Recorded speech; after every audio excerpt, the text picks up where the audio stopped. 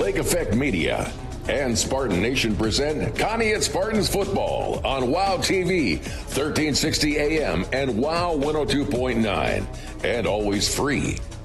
Brought to you by your great Spartan sponsors.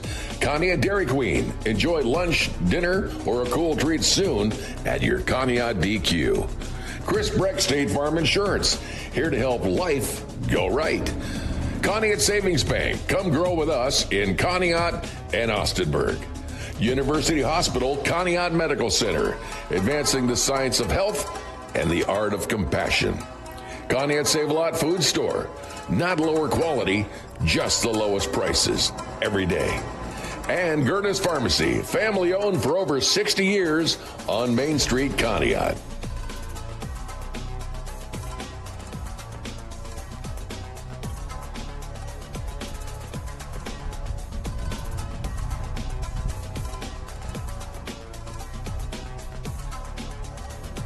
And we're live here at James A. Garfield Stadium in Garrettsville, Ohio. I'm Ben Jarvie alongside Joel Taylor, special guest tonight with the commentary as well. We're looking forward to this playoff matchup for Conneaut Spartans football on WOW Media.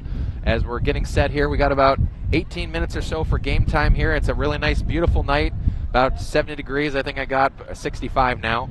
The wind's starting to pick up a bit, but we're getting ready to get set, and we're going to kick it over to the Chris Breck State Farm Insurance Coaches Show, and we'll come back right after this for the pregame and more right after this. Farm Insurance Coaches Show here for 2023. Matt Jarvie along with me, Coach Rocco Dobrin. Coach, congratulations. Thank you. Appreciate it. You know, it really is something. Maybe we take it in that it's 2 consecutive years making the playoffs. Your first year as a CVC team, bona fide, in the league now, making the playoffs. You know, it's quite an accomplishment. Yeah, you know, you play a tougher schedule than we're used to. Kids handled that well. They did well. You know, there's some games we left out there. You know, we would like to win 1 or 2 more at least. You know, some teams that we felt like we should have definitely won after watching film. But you know, at the end of the day, they still accomplished some things, made the playoffs, some good stuff like that. So we're proud of them, and we'll see how it goes here. Yeah, absolutely. And we take it on. That was 4 years ago, I think, when you almost made it in under the old rules of the top 8 only, wasn't it? Yeah, when absolutely. You were 9-1. We were 9-1. That would have been a beautiful year to go. Yeah. I think that team would have definitely done some things in the playoffs too. You know. Oh, I do too. It is all schedule. You know, if this team plays that schedule, they're probably 9-1 too. You know, and that's just how it works out there. Yeah, and there's nothing you can do about it. You schedule the teams, and some of those teams had great records in years past before that. You didn't know they were all going to end up with a goose egg in the, in the win column. Absolutely. But and that's just the way it goes. So, you know, we give kudos to you on that. As you know, you're into a real good string now. Looking back at the Madison game, I get the distinct impression that if it would have rained in the second quarter, you might have won that game.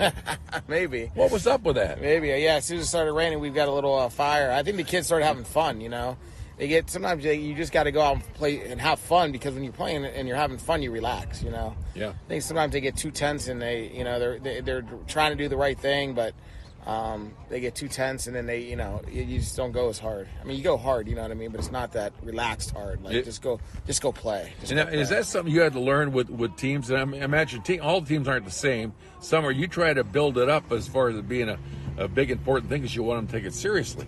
But at the same time, you can end up with that, right, where they're kind of stressed out. Right. Yeah. You don't want them to get stressed out. They just got to play. They got to know what they're doing and go play and they got to have fun doing it. And I think when things are going well, that's what they do. Yeah. And they pick up on that momentum, because it's, we're having fun now, you know. And when they're losing, it's like, we're having fun, but then they don't play well, you know. Yeah. And when you're having fun, you just relax a little bit more. You just kind of play, and for whatever reason, that rain gave them a little bit, like, you know, because ultimately the rain probably hurt us more than them as far as the ground, because we were more side to side and they're more straight up and down as far as their running style. But just the fact that it started pouring real quick there, like, our kids enjoyed that atmosphere, I guess, and then they started playing a little better. So. Yeah.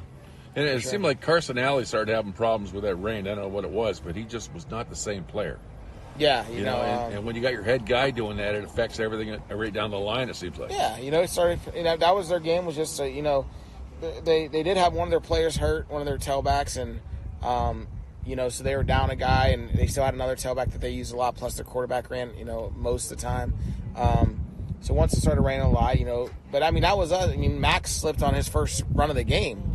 He should have got a 20, 30-yard run, and he falls, and loses his footing. So, as far as the footing goes, it was both sides, and it was hard to play like that, but that's football. You play under all conditions. Oh, yeah. And same rules for everybody, right? Absolutely. And it was one of those games where at the end, I'm like, we knew they were big, we knew they were tough, we knew what they liked to do. And, it was like, you're kind of upset when you lose a game. But when I went back and watched film, I was actually really proud of the way our guys played.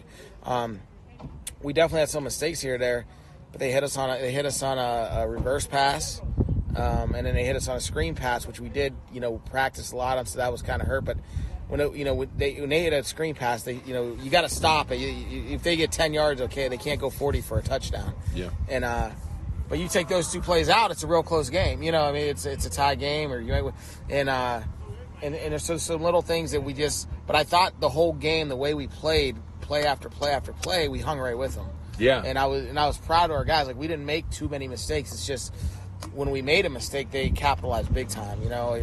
Our defensive end played really well. One time he went inside when he wasn't supposed to, and they got a touchdown on it. It was like, and usually it doesn't happen like that. So.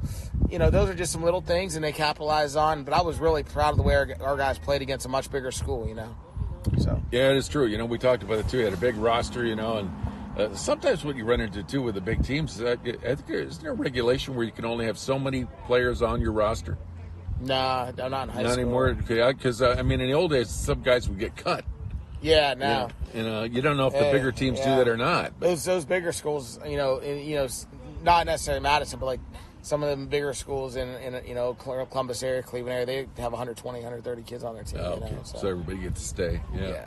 Yeah. So anyway, how about as far as Eric? How's he doing? You think? Any updates? Gavin Nesbitt. Yeah, Gavin. Yeah. His dad's Eric, right? Yeah. Yep. I was thinking him because I saw it on Facebook. Yeah. He broke that, right next to his ankle there. No, he posted the X-ray. Yeah. So he had surgery today. Oh, he did. Yeah, and get it, and he had, get that thing healed up, and great. So it's a tough one, but got to move on. Yeah. And he was having a great game too.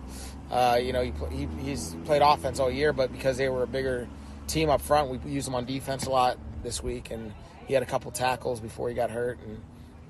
He's had a really good season, so we miss him. We're going to miss him this playoff game, but he should be proud of his season. We're excited for him. He'll be back next year, full go by that. It's only going to be hopefully a month or so, recovery. We noticed that too, and you were talking about the guys now. They seem to be playing well later in the game. We noticed it with the line too, and it seemed like the line realized that these guys aren't pushing us off this line at all. And they felt encouraged by that, and I think they hung in there through the whole time. Absolutely. Through the whole game and played hard. Absolutely. They really did. I was real proud of them. Just wonderful. So that's great. I'm glad he had surgery. It's getting healed up, and we're looking forward to that. Moving ahead here now, of course, it's like a replay, from last year, except this time we have to drive all the way to Garrettsville. It's our first round in the playoffs here, OHSAA, and we draw Garfield again. How does that happen? Yeah, who knows, right? Very good ball club, and last year somehow they're 9. They were 9 last year. Yeah, going 8-2, and this year they're 10-0, and they get 5th. You'd think they'd be in the top 3 somewhere, right? But they kind of ran into a similar situation that we did in 2019, where a lot of the teams that they beat or only have 1 or 2 wins. So they didn't get a lot of points for those and that kind of thing. But you watch them play, and it's very similar to when they played last year. Very good ball club, very sound. Their defense. Sometimes you can find some holes in their defense, but offensively, they just run their offense so well. And their star Keegan Sell from last year, even he's a senior now, state champion wrestler. He's just a real good player, and he's getting some D1 offers, and our kids know that. So on our end, it's got to be a day where, hey, we got to somehow, if we're going to have a chance, we got to contain him. I don't know if there's any stopping him, but you got to at least contain him. And it's kind of like I was just talking about before. I think we could score some points on them, but we got to be able to stop them. If we could at least not give up those 60-yard runs and 70 runs, if they have to march down and score in 10 plays, 12 plays, it takes a lot of clock. I think we could be in the game. If we're giving up 2 or 3 play drives for touchdowns, like they did a couple times last year. We don't want that, and that's what we're trying to prevent. So we're doing some different things this year that we did last year because we learned, as a coaching staff. Oh yeah, and hopefully it works, and hopefully our kids are excited to play. And they're still running. What do you call it? It's like a side single wing. Okay. And, it's offset all on one side. Yeah, everyone over to one side for the most part, and they try to get you on balance, and they really want to get your players over to that side, and then they'll come back to the other side. And, right. They'll pull some guys everywhere. And really what they want to do is get a lot of blockers in front of their good running back. Yeah. Now, they got like 3 or 4 good running backs, but they're trying to get you to a situation where they got 3 or 4 lead blockers, and they're saying, we don't care if you know where we're coming, but we're coming with 4 guys in front of this running back. So it makes it difficult, and it's a really neat offense. Especially, I've been coaching 20-something years, but here 13 years, and we haven't faced anybody that runs this offense, so it's kind of their thing, and it's pretty neat. Neat. I can't imagine seeing it either. Usually it's full T, right? Wing T, and they can go either way, and there's some complicated things about that. Right. This is more like how could I get as many lead blockers to the point of attack as we can, and they do a good job of getting there. Do a good job. Yeah, and they really handed it to, you probably saw the film too, handed it to Brookfield, but we found that's their rival too, I think, and they really wanted to give it back to them for last year. I think last year that was their loss, I think. Last year they lost to Brookfield and JFK, but this year JFK and Brookfield aren't the same teams they were last year. Yeah. Both them teams were excellent last year. This year JFK was like 2 wins. Right. Brookfield has 5 wins. I think they were 5-5. Yeah. Similar to us. Good team still, but not the Brookfield that they were last year, for sure. When you get into those, now everyone's Division 5, so everyone gets to a smaller school. So, other than, the top, maybe 4 or 5 programs, a lot of these schools, because of numbers, go from very good to average to very good, because of the kids that you get, in a smaller school. It's harder to, those bigger schools can keep up all the time. I gotcha.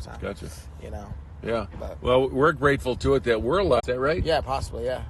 You got bumped down 1 space, I think, from last week or something, wasn't it? Or he might have. I don't look at that. He was in first place a week before, I know. Yeah. I wish for the best to him and you and the whole team. Really, it's just been a great year. It's been a hard-fought year. It's been interesting, really interesting. All things we talked about last week, about all the different competitors you've had and all the different. Things you've had to endure throughout the year, as far as teams to play. So we're looking forward to that.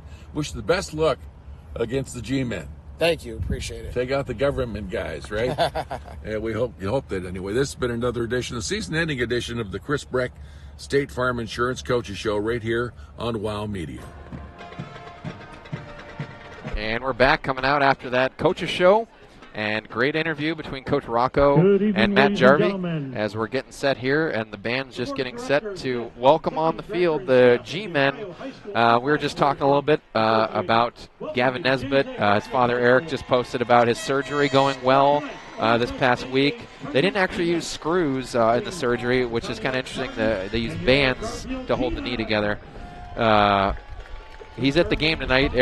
Gavin's here in the stands. We wish him the best. We've been looking for him. Hopefully he's not in too much pain and he's enjoying himself and should be proud of the season that he had. We're glad to see him here and should be on his way to recovery for next year. We're very excited about that. Looking ahead here at this game as well too. It's a very important game. Max and Wyatt just hit 1,200 yards rushing apiece, so that's a huge mark. Not many teams can say they had 2 runners, let alone just 1. But that's very impressive as well to Scotty Edwards, Jaden, Dylan, Ryan, Corey, Gavin, the others who worked so hard this year as seniors and were effective in the running game. Kudos to everyone here that's helped out this year, Rocco, Joel, his staff, all the Spartan Nation for earning a playoff spot in our first season with the CVC, and that's in addition to earning our first ever home playoff spot last year, which was a big deal with Garfield. And 4 years ago, when we were playoff, we were 9-1. The Spartans almost made. We were talking about the Rocco, under the old rules, but we're here at 5-5, playing that same Garfield G-men. We know they're a tough team, Joel, and we have a lot of stats here that we were kind of talking about. Well, if we look back to last year when we were ranked 8th, Garfield was ranked 9th, and we hosted the G-men. We kind of slapped them in the face to start the game. We took a 14-0 lead, but after that, the rest of the way, it was Garfield. They ended up coming away with a 48-21 victory last year. And looking at the stats, they had 380 total yards, and 384 of those for the G-men were rushing yards. They had -4 yards passing and still scored 48 points last year. Man. So, and again, they are 10-0 this year. We're 5-5. The G-men lost the 2 games that they lost last year. They avenged them this year with big margin scores. And every game in the 10-game season this year for the G-men has been a blowout. They scored over 500 points and let up only 119. So that's very telling. Where our Spartans, we were more evenly. We were 5-5. I believe we scored about 220 and let up about 240. So again, we're on even lines there. Yep. So you look on paper and it looks like this could be an uphill struggle, but you never know. I tallied the victory total of the teams that the G-men beat this year. In a 10-game season, the total was 35-63. Yeah. So they played some teams that didn't have some very good records. We played a schedule that our opponents were 50 wins and 50 losses, and we played schools that were bigger than us. We're the smallest school in our division for the most part. Yep, and so I think this is a good matchup school-wise, in Region 5, so or Division 5 that is, and as we played them last year, we know it was tough, and this single wing offense is going to be tough to defend, but as you're saying, as the kickoff goes. Here's our kickoff. Taken at the 15-yard line. Yep. Out to about the 30-yard line. And I missed who that was. That was Max Gleason. Keegan Sell was the return man, I believe, with that, right? I believe 34, I think, returned that one. Keegan Sell, we didn't really get too deep into him, but he's going to be the essential heartbeat of the offense for the G-men. Last week, I believe you said 313 yards, I believe, on 13 carries or something like that. Unbelievable, like 30 yards per carry. It was an unbelievable mark to hold last week on their way to that win as well, and that was an essential win for them. Spartans are 1st and 10 on the 30-yard line.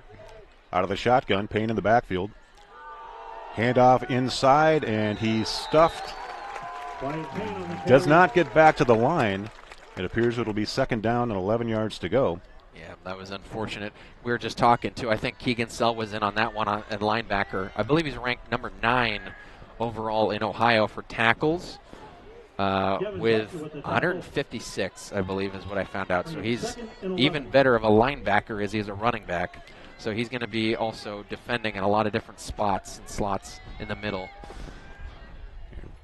Showing some blitz. And this time Gleason pulls the ball and picks up about 6 yards. Yeah, it was good traditional Max Gleason carry, kind of right off Scotty Edwards on the left side tackle, and it went up at least 5 or 6. So we are 3rd down and 5. Spartans in their visiting all-white uniforms.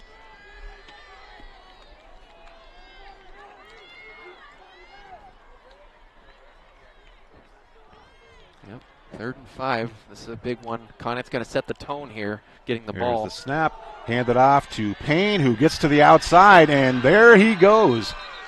Knocked out of bounds at about the 40-yard line of the G-men. Yeah, that was an excellent run right off the tackle by Wyatt on that left side again, falling behind Scotty Edwards' block. Great run. Deacon Sommer was the guy that pushed him out of bounds. Picked up about 25 yards. They say he stepped out of bounds at the 49-yard line. Oh, man.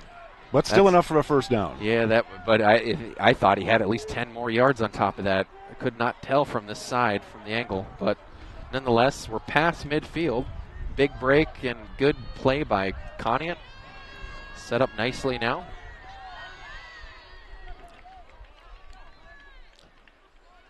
Again, we go to Payne to the outside. He picks up about 4 as he goes around the left end. Yeah, another good run. Unfortunately, they're kind of favoring that left side, I think, just behind Scotty, especially with the loss of Gavin. They're going to try to lean heavily on the blockers that they know can definitely create those open holes. So they're going to go left side more often than not tonight, it looks like. Brings up a 2nd and 4, we'll call it. Ball's at the 42. Again, still operating from the left hash. We've got a split right with a slot. Gleason keeps the ball inside, and he picks up about 13 yards down to the 31-yard line of the G-men. Yeah, that was excellent run by Max again, right up the middle, right between Ryan Turner and the guard, and that's a first down. And again, that first down brought to you by University Hospital, Conneaut Medical Center. They're advancing the science of health and the art of compassion for over 100 years. Stop in next week, get yourself checked out as we're getting into fall season, flu season, all that. Always a good time to stop in and have yourself examined by the professionals. Hopefully this drive is a harbinger of things to come, good things to come for us. This is quite impressive. There's the snap. Gleason keeps it, goes around the left end, and picks up about 7 yards. That's excellent for Conneaut right now. They're moving the ball. I hate to jinx it, Joel, but they're moving the ball really well on the ground, considering Garfield knew we were going to run it a lot using Max and Wyatt.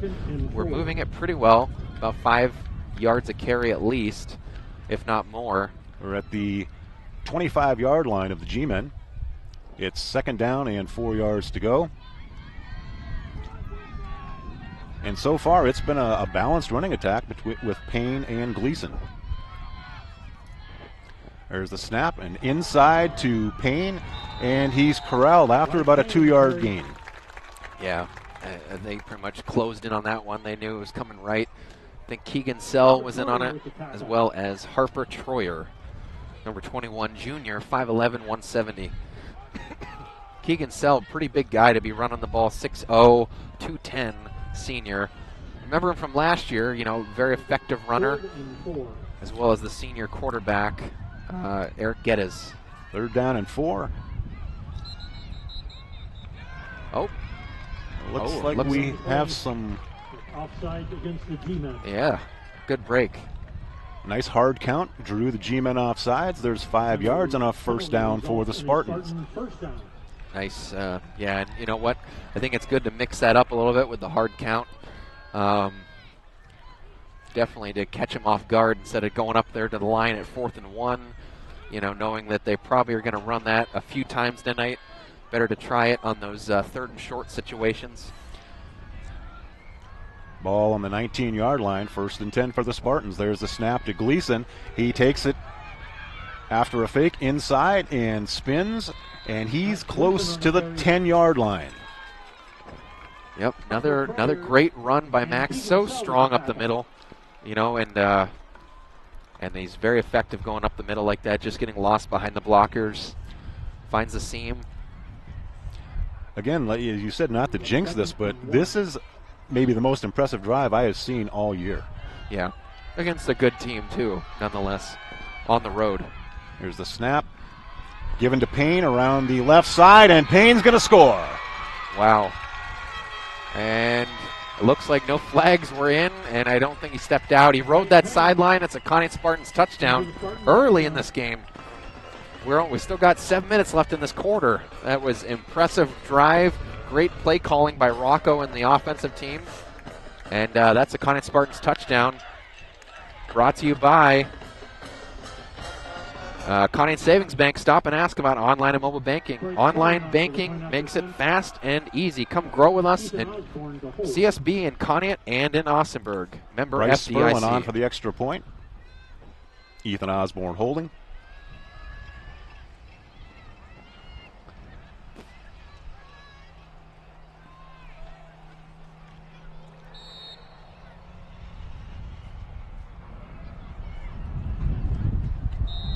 And the kick looked good. The kick is good. Conneaut Spartans 7. Garfield G-Men 0 with 6:59 left in the first quarter. That's huge. I said to you, Joel, in the car, I think no matter what happens tonight, Conneaut has to get the ball early, and on the first drive they have to score, and they did just that. And that's definitely going to be the way to hang with this Garfield offense. Garfield's defense, as we mentioned too, as you said, they only gave up 150 points on the season. So 119. 119, sorry. So that's very impressive for this defensive unit against some of these lesser teams, I'd say, but still impressive nonetheless. So now it's just going to come down to the Conneaut Spartans defensive unit to be able to slow down Keegan Sell in this single wing offense. As we mentioned about Garfield from the Mahoning Valley Athletic Conference, 10-0 on the year, undefeated regular season records in 3 of the last 4 seasons too. So that's a very impressive mark. We were talking about the 2 losses they had last year to JFK Catholic and to Brookfield. They avenged those games with major dominance this year by over 30-point wins against Brookfield and to JFK Catholic. I think it was 60-25 against Brookfield last week and 61-22 against JFK. Scoff. 61-26 was the JFK Catholic game back on August 26th. That was at Warren, Ohio. Leo Grandizio back for, and a little squibber, and it goes about the 20-yard line. Yeah, did he touch it? No, they threw the flag. Okay. Flag is thrown. I was hoping he got a hand on it, but no. Got to keep that ball in bounds, unfortunately. We cannot give this offense good field position. But hopefully on the next one, we'll have to clean that up a little bit. But they're going to get it now at the 35. G-Men in their all-black uniforms with white numbers. And the wind is picking up now. G-Men ball, first and probably 10 hear it on the left hash at the 35-yard line, 1st and 10. And they are going into the wind.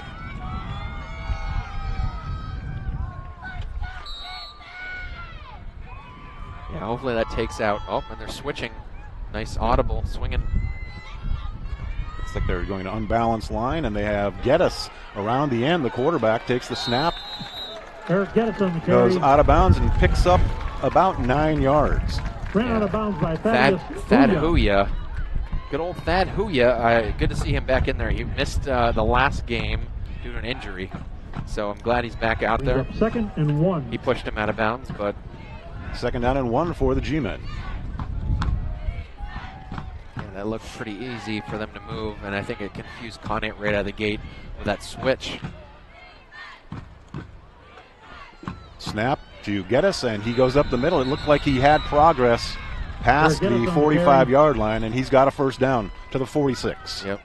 Barely, but he did get enough progress to get past that 46. On the tackle. 1st down, That's good for Garfield. G-Men. 1st down. We are 6 minutes and 42 seconds into the first quarter. Excuse me, we have 6 minutes and 42 seconds left in the first quarter. And there's more line shifting. It looks like they're bringing their strength back to the right side, and that direct snap to Geddes again, and he goes up the middle. And he's picked up about 13 yards. Yep. Yeah, that was a good run again by Geddes.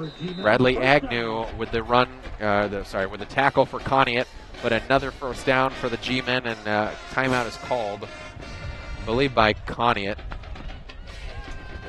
So timeout called with 6:07 left in the first quarter. The score, the Conneaut Spartans 7, the Garfield G-Men 0, but they are on the move. And, couldn't be foolish enough to think that we were going to shut this offense down. I mean, they have so many weapons. Yeah. And it appears right now they're showcasing their quarterback, Eric Geddes, and nothing fancy, just moving the ball up the middle, a little bit off tackle. Yeah, a little bit of quarterback carries and some of these reverses, audibles at the line. Yeah, not even using Keegan C. At all to carry the ball. Keegan Sell, that is. But last week, as we mentioned, he had 324 yards, 4 touchdowns on 13 carries, an impressive showing. At the 43-yard line, and there is Sell with the ball, and he bounces it to the outside. He picks up about 4 yards, it looks. Yeah, I think he bounced off Ryan Turner, I believe it was. Give him 3. It'll be 2nd down and 7 yards. From the left hash. There's the snap to Geddes again. He sidesteps, and there's a flag on the play. Geddes is driven out of bounds at about the Spartan 32-yard line.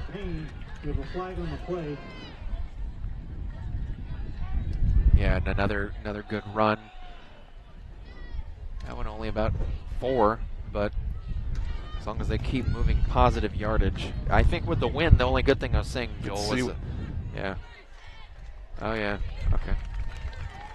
A legal block below the waist is called on the Spartans. Below the waist against the Spartans.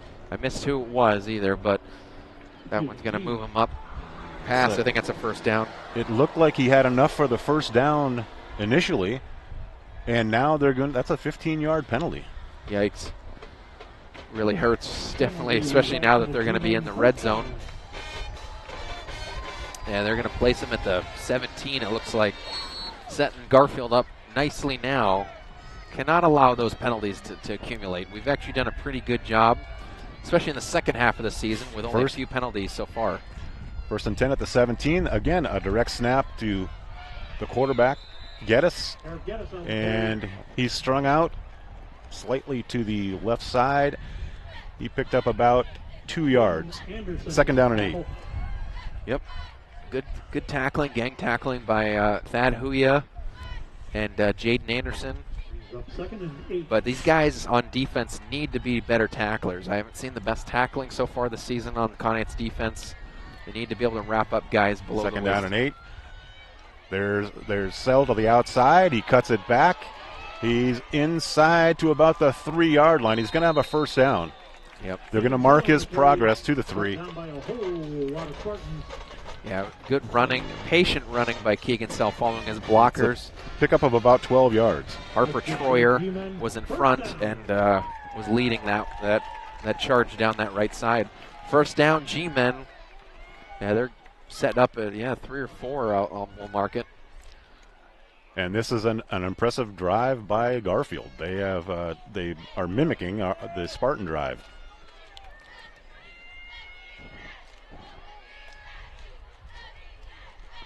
Direct snap to the quarterback. Nice wrap up by Scotty. A shoestring tackle, and I don't think he gained anything. It'll be 2nd and goal from the 3. Scotty Edwards' initial hit, and Max came in to finish, but good stop to hold them no yardage for Conneaut. That's a 2nd and goal now. But Geddes looks like he's coming out. So they have another package without him, probably involving Sell.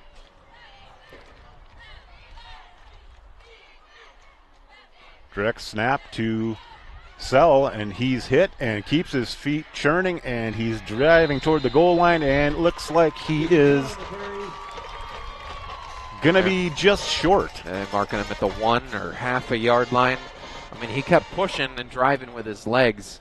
Not to mention his offensive line was driving as well, the pile up. Brings up 3rd and goal with inches to go. Yeah, it's about at the half, honestly. So one ref looked like he wanted to call it, and the other one called him short. So 3rd and goal from the 4-inch line. quarterback keeper under center that time. Yep. And Geddes has scored. Eric Geddes with a touchdown. Eric Geddes comes back in for the final finish on that drive. Missed the first play, but came back in to finish there. And that's going to push Garfield up within a point away of tying Conneaut. Ethan Bitten's on for Garfield to attempt the extra point.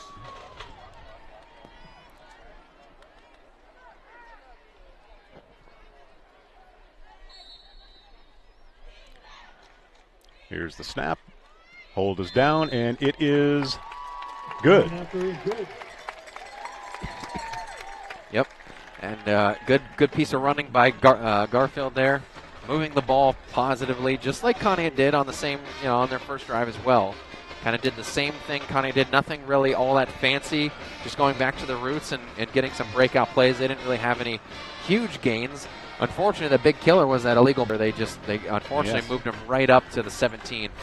Not saying they wouldn't have scored without it, but it did move them up 15 yards, and it really hurt us. So with 3 minutes and 35 seconds left in quarter number 1 here at James A. Garfield Stadium, the score is tied at 7-7, and it looks like we might have keeping up this intensity offensively. If this could be one of the best games we've ever seen. Yeah. So let's see how the Spartans answer. Yeah, Conneaut needs to answer back. At least keep it up. Even if you don't score this drive, you need to at least show that you can still move the ball. Got to keep that offensive line fresh. We know we lost Gavin Nesbitt last week for the season with a knee break, but you got to lean on the guys that got you here and got Max and Wyatt both 1,200 yards on the ground this season, which is impressive enough. Bittens to kick off. He drills it down the middle, and it's taken by Gleason at about the 15-yard line. Gleason heads back to the left side of the field, cuts inside, and he's taken down at about the 23-yard line. Yeah, and he was trying to shake and bake a little bit against Garfield, but really had nowhere to go, and he got hit pretty hard. But we always like it. Last week, Madison really just kicked it away from Max. Did not want to kick it to him at all costs. 1st and 10 for the Spartans at their own 24-yard line. Again, Spartans from their own 24. They'll be operating on the left hash.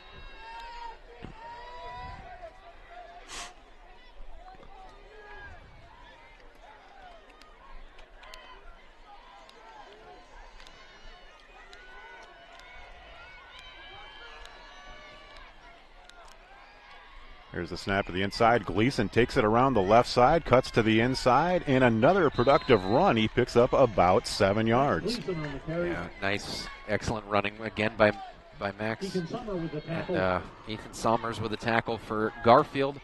But, a nice pickup, about 7 yards, just leading the blockers on that strong side again.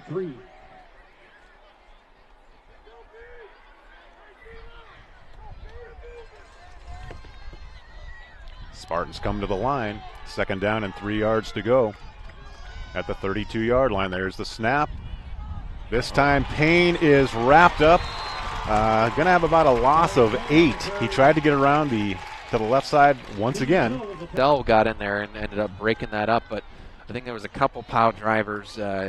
Cade Rock, I think, was in there, as well as a couple other those linemen. 75 was really the guy that broke that wide open. That is Ivan Trent, freshman, playing on the defensive end. It's going to bring up 3rd and 8 from the Spartan 26-yard line. Operating from the left hash. Looks like they've got twins to the left, split to the right, and nice pass, and broken up. In and out of the hands. No, and Noah had it. I think actually it was a really well thrown ball. Yes. For Noah, and it hit him right in the chest, but with a little bit of coverage, I think he did just let it drop. Would it have been a 1st down? I think it would have been maybe just short by a yard or 2, but it would have been close. Spartans are 4th and 8. Looks like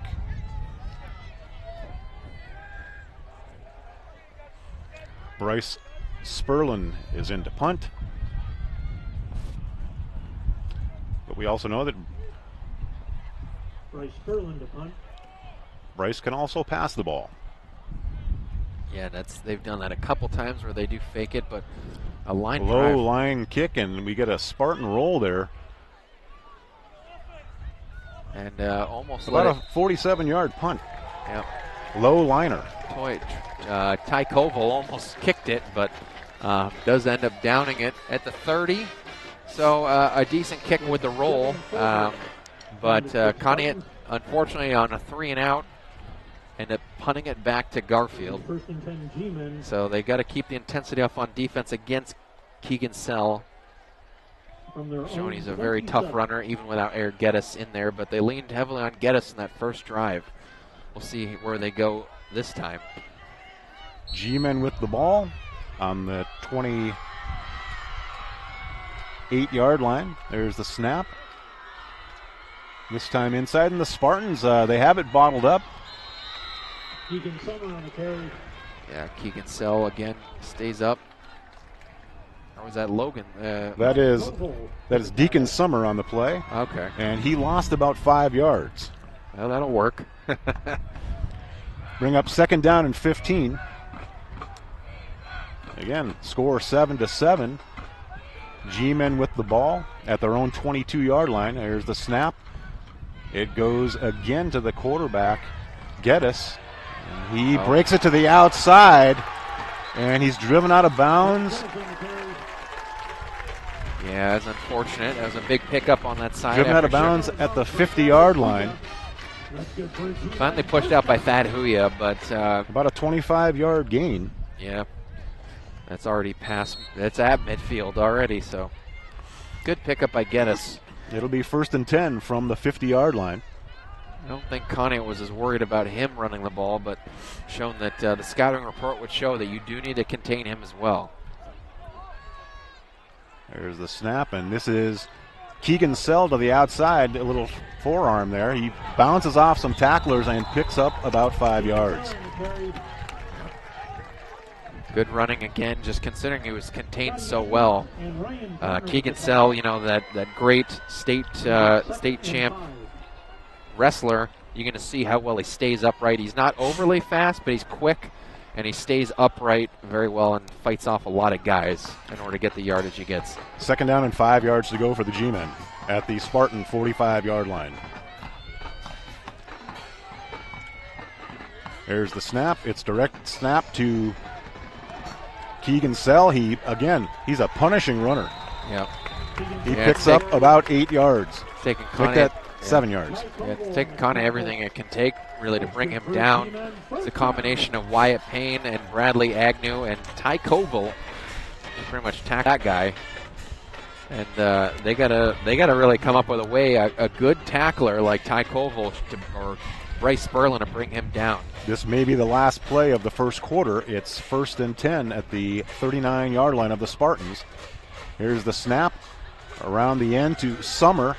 Summer goes around the right side. A flag is thrown. We may have a hold. I think it was I thought it was an illegal block. Keegan Sell against Max Gleason. Pretty sure off that right edge. Could have been a hold as well. There's two different flags thrown. There's one right at the spot, and then there's one from the back judge, or the main ref, rather. Yeah, two.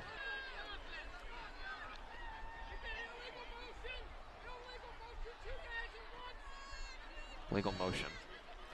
Illegal motion against We have the G-men. Two penalties, both of them on the G-men, illegal motion and hold. The Spartans are going to decline the illegal motion and take the holding penalty. Yeah, that was interesting, but yeah, it's backing him up.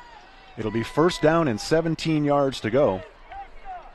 So I guess the flag was at the 35, so they're going to back it up to about the 46 or so, 10 yards back from where the spot of the infraction was, and good for Conneaut. Bring up another try at first down, though. Only downside.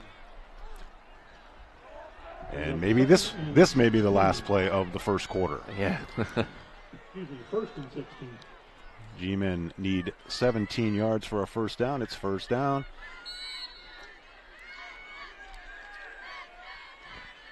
Here's the snap.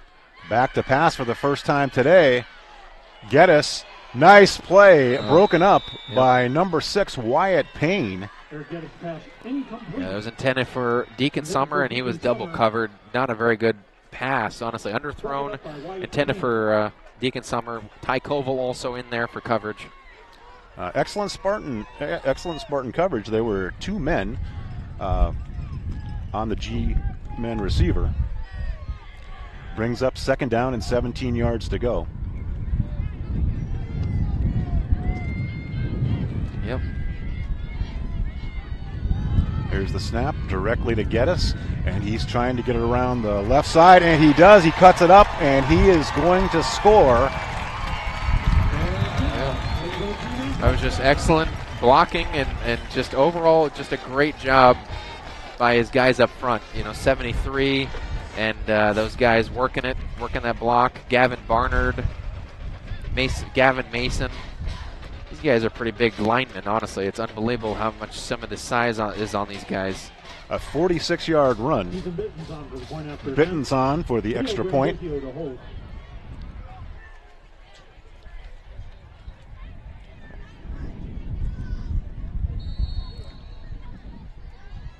Here's the snap. Kick is up, and it looks to be good. Yep. Bittens had no problem kicking at all, into the wind or not. So it's doubling Conneaut's score now, 14-7, and we're actually still not through the first. We were kind of thinking we would be, but end up just being that run play did not take off enough time, even going down 40 yards. Yeah, I mean, it's really been mostly Geddes, although Keegan Sell's been very impressive as well. Geddes has really been the guy so far with both touchdowns for Garfield, and he's really moved the chunk yardage plays for the G-men, especially with that cap of the 46-yard carry after that holding call that brought him back. Did not seem to slow him down one bit. Coach Rocco also brought up, of course, about the side wing or the single wing offense that they run, the alignment, the formation.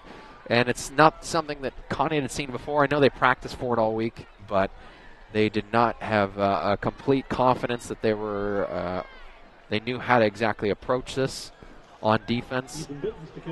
Well, it may also be possible that we're heavily keying on Sell, and Geddes is also a talented runner, and we can definitely see that now. Yeah, and I'm sure that Garfield knew that was our scouting report was to take out Sell, and we have for the most part. I mean, he's picked up definitely quite a bit of yardage, but he's fought off a lot of guys in order to get those yards. So Geddes has really been the guy that's been breaking out for the G-men so far. Bittens for the kick. He kicks it down at about the 11-yard line, taken by Wyatt Payne this time. Payne dances around in the middle and does some spinning, and a nice little return. Yep, good run by Wyatt Payne. And, he did everything he could there to get the yardage he got. Nice spin move. That gets it up to about the 26. Picks up about 14 yards on the return. Yeah, they're kicking. That's the end. First quarter is now complete with this. We'll take this brief timeout, but come back for more after this on WOW Media. Conneaut Dairy Queen is a proud Spartan sponsor. Hey, the October feature blizzard is the Oreo Cookie Hot Cocoa Blizzard. Stop and enjoy a $7 meal deal or try one of 5 of their amazing signature Stackhouse burgers. Click on Conneaut Dairy Queen's website to download an order app, which allows you to get curbside pickup of any ice cream cake. Conneaut Dairy Queen, for cool treats and great eats. We'll see you at the Conneaut DQ. Your Conneaut Save-A-Lot grocery store is a proud Spartan sponsor. Your Save-A-Lot means the lowest prices on the name brands you know and love every day. Save-A-Lot food prices are deeply discounted when compared to other conventional grocery stores. Not only does Save-A-Lot offer the lowest prices on groceries, but fresh produce and fresh meat cut daily in their butcher shop. Your Conneaut Save-A-Lot on West Main. Not lower quality, just the lowest prices. Spartans will Ball first and 10 at their own 26. Spartan ball at the 26-yard line. They're now on the right hash, and they're operating into the wind this quarter. There's the snap, whistle blown by the officials. Flags on the play. There's a flag on the play. Coming out of the... And it's a false start. False start on the Spartans. Or legal procedure, as I was saying. I guess I learned something last week that it's still legal procedure in high school. They don't refer to it as false start officially at this level. First down and 15 yards to go. The snap to Gleason. He doesn't hand it. He holds on to it. Fooled me. He picked up about 2 yards. Yep. And it looked like number 75 was in on that one. It was Ivan Trent again, as well as Harper Troyer. It'll be second down and about 12 yards to go. Second and 12. And Spartans out of the shotgun. Payne lines up to the right of Gleason. Looked like a handoff to Payne, and he is rodeoed to the ground. And I don't think he reached the line. I think he lost a yard on the carry. Brings up third down and about 13 yards to go. Spartans are 2 for 3 on third down so far. He's up third and 14.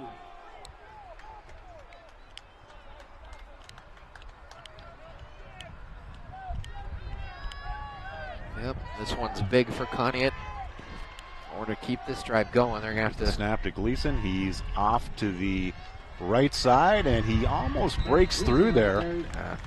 And he wanted it all right there. He went all for that one as he was determined to try to get that 14 yards. He got about 12, I want to say, something like that. He did pick up about 12 yards, bringing up fourth down and about 2.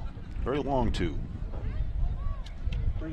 This is risky for Conneaut. Sometimes Rocco's been a little gutsy and gone for this. At the field position you're at, I'm not sure you would, but also your kicking game hasn't been the best. They look like they're lined up. Max is out there to go for it.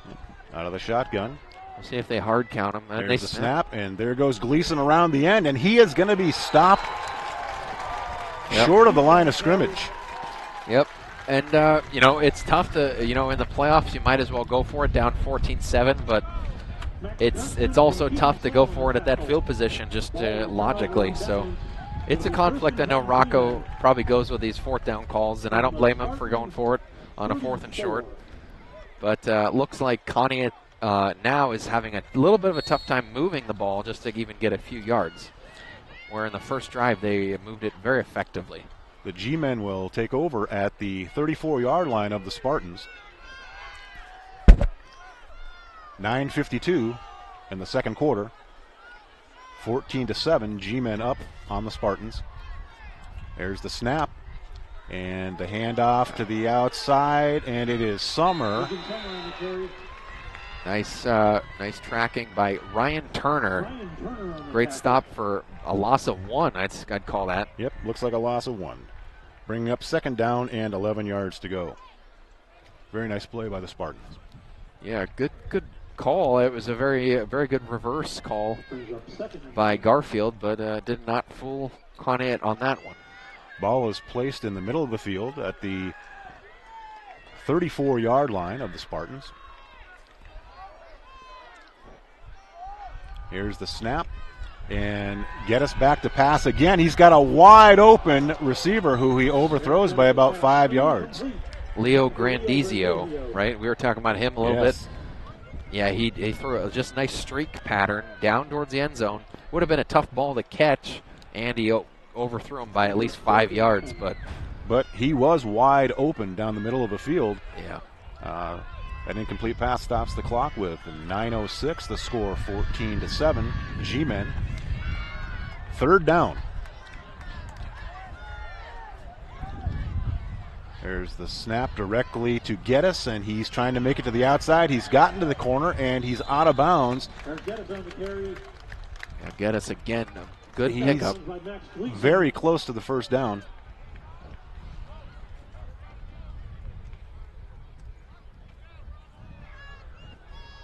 He picked up, right now, he picked up 9 yards, so it's going to be a 4th down. Brings up 4th and inches.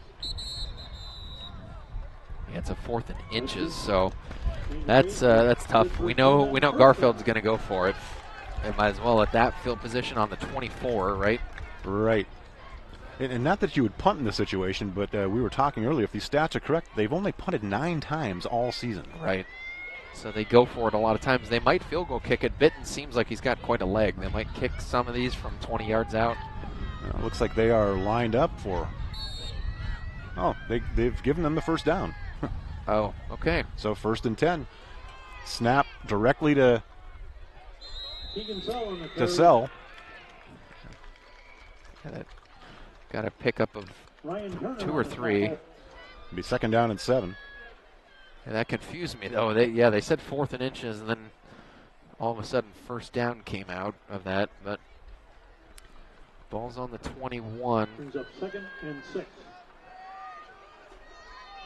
8.5 minutes left to go in this first half. 2nd down and 6. Ball is snapped to Geddes. He goes off the left tackle, and it looks like he... Geddes on the carry. White Payne with the tackle. Looks like he picked up about 5 yards. It's going to bring up 3rd and 2.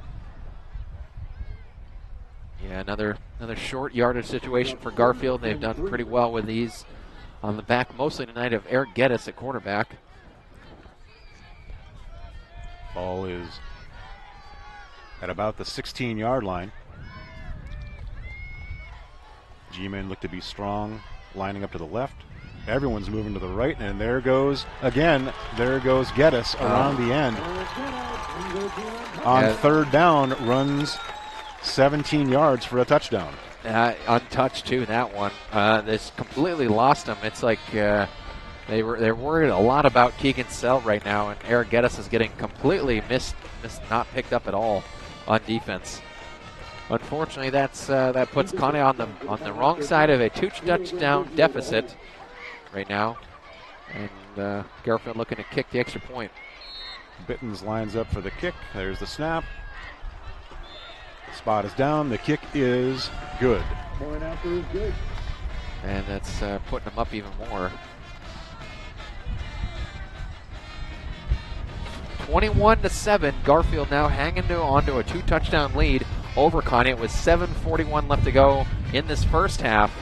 We'll remind you, of course, too, after the first half is concluded, we'll go over the halftime recap brought to you by Conneaut Save-A-Lot Food Store.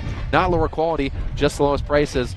Great savings all weekend long, starting Sunday and next week. Round roast, $4.99 a pound. Chicken drumsticks, 78 cents a pound. A Gala apples, 3-pound bag for 99 cents. Ends soon, so grab one now.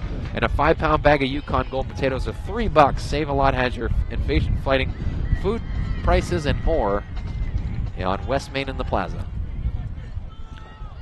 Well, I guess Garfield is showing us why they're 10-0. Their offense is no joke. And this Right. is, you alluded to earlier, it's a different type of offense. Lots of direct snaps to the ball carrier, whether it be the quarterback or the fullback. Yeah, they don't do just a typical The only time they single have, eye. it seems like the only time they have handed off is when the quarterback received the ball and handed it off to a man in motion, Right. which would have been Summer. Yeah, and that was a tricky play as well, but Conneaut played that very well. But it is throwing them a little bit, especially with Eric Geddes being just another strong runner. He's not overly quick like Max, but he's powerful. There's Bittens with the kick, and he drills this one deep. It's going to be a touchback. Yeah, That was a nice leg. nice leg, and the wind's blowing in that direction too with a nice gust. Good, strong, probably 15 to 20 mile an hour blast. And we saw some fluttering passes, at least one fluttering pass from the G-men when they were facing this direction, and we'll see how it affects the Spartan passing game. Right. Yeah, they More than likely. I mean, we'll see. They might have to throw it a little bit on some quick out routes or maybe some curl patterns to not Nick Osborne. I want to say Nick Osborne, but Ethan Osborne. Got to get him involved. Bryce Sperlin, got to get him involved in the passing game. Thad Huey has been effective as well, so maybe some quick little dump-offs at this point. Okay, we've got... There's a snap to Gleason. He slips and falls. It looks like he was the intended runner on the play. Yep. Now at the 16-yard line, maybe the 17-yard line. Lost about 4. Oh, he's not getting up right now either, unfortunately. He went down, and he's grabbing the knee. That's never a good sign. No, and I didn't even see what happened. Maybe he got tripped on by his line, center. I'm not 100% sure. He's not getting right up, so. I don't know if it was as much a trip as it was. It looked like he planted his foot and slipped. Right. Hard to tell in that mishmash of people. Yep. Yeah, it's definitely tough, though, and Conneaut's going to, if he has to miss at least a couple plays, that's going to just affect us in our game planning for sure. But we'll see as this takes a couple minutes as the trainer looks at Max Gleason down on the field after that slip on the QB carry. Conneaut trainer Marion Galdi, she helps Max Gleason to his feet. Again, with this stoppage of play, we're at 7 minutes and 32 seconds of the second quarter. The score is 21, Garfield, 7, Conneaut. Yep. It'll be 2nd and 14. Second down and 14 coming up for the Spartans after that 4-yard loss.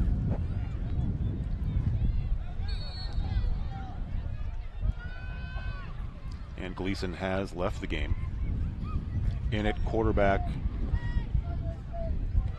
is Bryce Sperlin. There's the snap to the outside. He hands it off to Payne, who's driven out of bounds at about the 18-yard line. Yeah, that was good running by Wyatt Payne, just trying to find that edge. Cade Rock ended up pushing him out. So, really didn't get anything. I thought he picked up a couple, but... We go to 3rd down and 14. Spartans are 2 for 4 on 3rd down conversions today. I can say for sure that Garfield's very strong. They don't have a lot of quick guys, but they're very strong, so they're very tough to block against, so they're not creating the gaps that they normally would be right now. Got 3 receivers off to the right. Sperlin, is picked off on a crossing pattern. Oh, man, that's picked off by number 6. And he might go in. He did go in. There's a flag thrown right at the block after the interception of Brandon Bagucki covering, I want to say that was, who was that? I think the touchdown might come back. That was Ethan Osborne was the man intended on the slant pattern, but Brandon Bagucki just undercut him and came in and picked that one off. I mean, the flag was thrown well after the interception, so that will probably stand. But the touchdown, as you said, Joel, hopefully will get undone, and Garfield will have the ball somewhere at the 20.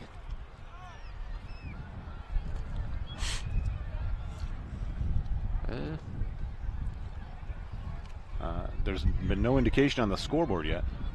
Holding on the return. Yeah. Against the G-men. Yeah, holding against the G-men on the return. Yep, so it'll back him up a decent amount, but still, unfortunately, a pick on Bryce's first pass of the game.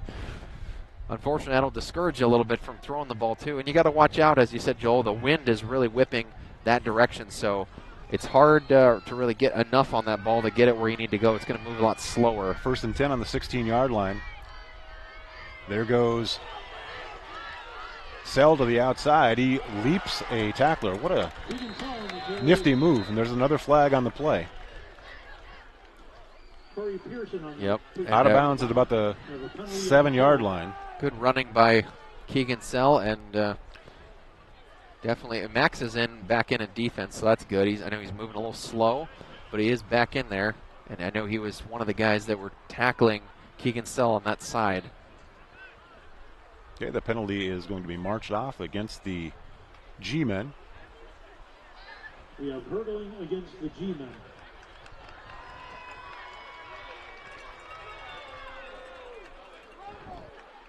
Oh, there was a call against Garfield. Yes, it's going to be a 10-yard penalty. Okay. Is that a penalty? Hurdling? That's what I thought he said. We're back at the 18-yard or 23-yard line. Back, and there is Geddes with a completed pass to the 10-yard line, out of bounds. Number 8, Christian Gallagher, was a tight end. Caught that one, first catch of the day. Senior, 6'2", 200. Now that Garfield has a lead, they're actually leaning more on the passing, looks like. And they've also got the wind advantage. Yeah. Where they can throw a ball. Right. We have first and goal from just inside the 10-yard line. Oops, I'm sorry. It's second down and 3. Oh, nice tackle. Ben Bogucki on the carry. Yeah, Bogucki, the carry. That was Thad Huya with the nice tackle and wrap up. With the tackle. That's good for G-men first. Look like he has the first down. Yeah, unfortunately, just enough, because their blocking is very, very solid right now, and it's really effective for their passing and running game. Ball's on the 5-yard line of the Spartans.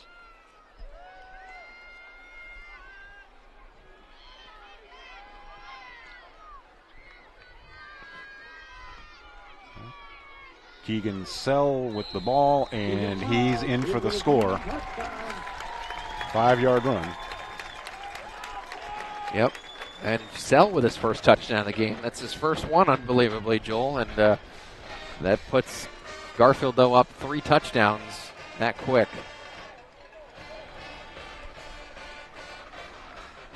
Ethan Bitten's on for the point after attempt. Leo Grandizio to hold.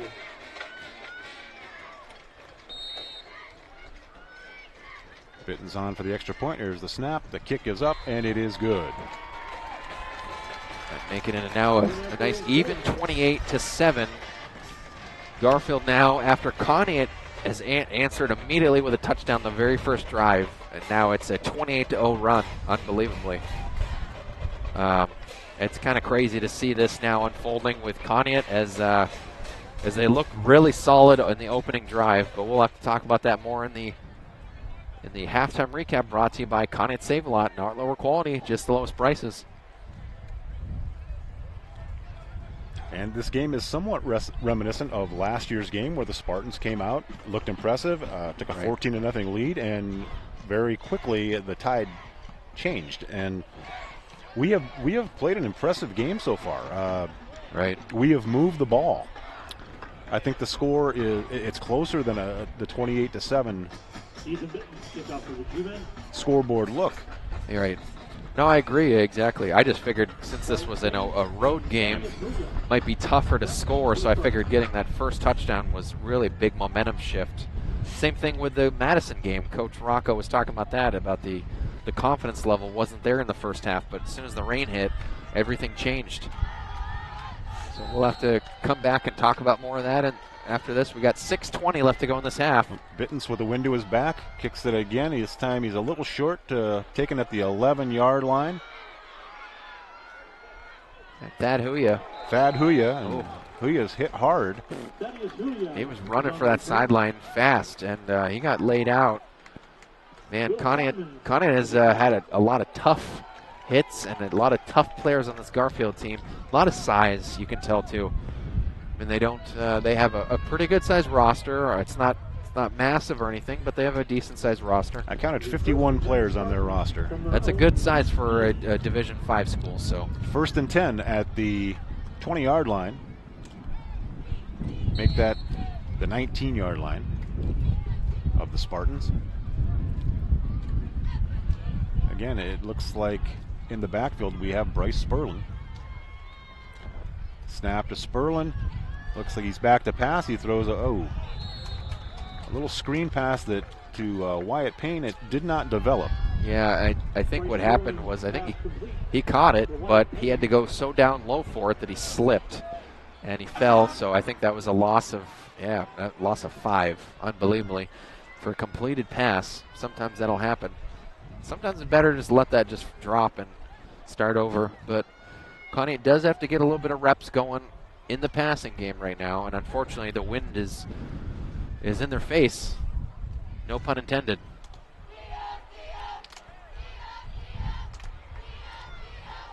It'll be 2nd down and 15 yards to go.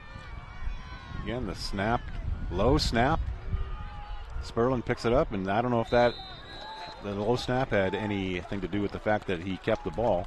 Yeah, I think so. I think that was a designed handoff, but because he almost dropped it, he just basically followed Wyatt and carried it himself. It's not Bryce Sperlin's forte, but now that he's playing a little bit more at quarterback with the injury to Max, we'll see exactly. Max is still in there, but Max is now lined up as a wideout, which I think has been some of the best plays between between Max and Bryce. Has been Bryce at quarterback and Wyatt being his eligible receiver. Well, we've got 3rd down and 15 yards to go. Spartans at their own 13-yard line. There's the snap. Sperlin back. He's got some time. He throws it up, and it's up in the air for a long time. Intercepted. Yep. By number 10, Leo Grandizio. Yep. And tackled by Scotty Edwards. He returns the ball to the Spartan 25-yard line. Yep. And Bryce just kind of threw that one up on a prayer to Max, and he was double covered. Max did not go up for it, unfortunately, as well as Grandizio did, who's a little bit taller, 5'11", 165 senior. He's also a running back when Keegan Sell's not getting all the reps. We're at 4 minutes and 22 seconds of the second quarter. G-Men with the ball. There's the snap inside. Run to Sell. It's like he picked up around 5 yards.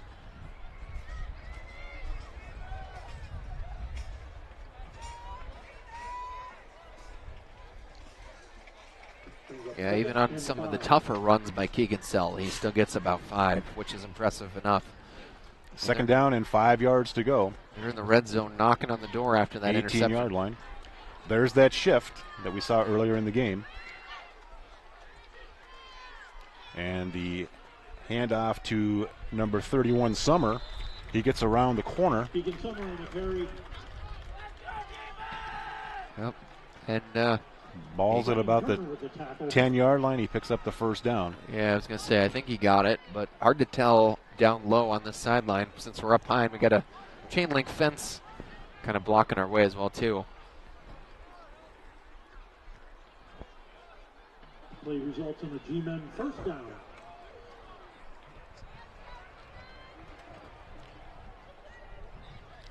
It is a 1st down at the 10-yard line. Direct snap. Around the left side goes the quarterback, Geddes. With a nice block by Keegan Sell, who was leading the way. Keegan Sell almost acts as a fullback a lot of the times, even though he's the main running back. And Geddes gets his 4th touchdown. 4 out of the 5 have been to him, so he's been really the dominant one, as we remember him carrying it a lot last year too. I mean, we had a little bit of a scouting report on him from the last time we played him last year in Conneaut, and but I think Keegan Sell was the guy this year that we were really worried about, and for the most part, the Conneaut Spartans defense keyed in on him. Bitten's kick is good. Good. Yep. Low kick, but goes in, pushing the Garfield's lead 35-7, so a 4-touchdown lead over Conneaut and a 35-0 run for Garfield. Conneaut with 3:12 left to go in this one. They're going to get the ball back and enough time to be able to move it, although now that it's misting a little bit and the wind is still blowing in the opposite direction, it's going to be tough for Conneaut to it's going to be tough for them to throw the ball, that's for sure. And it's going to be a little difficult as well with the conditions getting wetter and wetter to be able to run the ball. It's just misting enough, but the field and everything else is getting wet right now, us included. So we're just getting just enough. Yes, in my wisdom, I decided not to bring a jacket nor a short sleeve shirt. We're sitting at an elevated area. We're enjoying summer, while it lasted, but I think it might be taking a turn for the worse right now.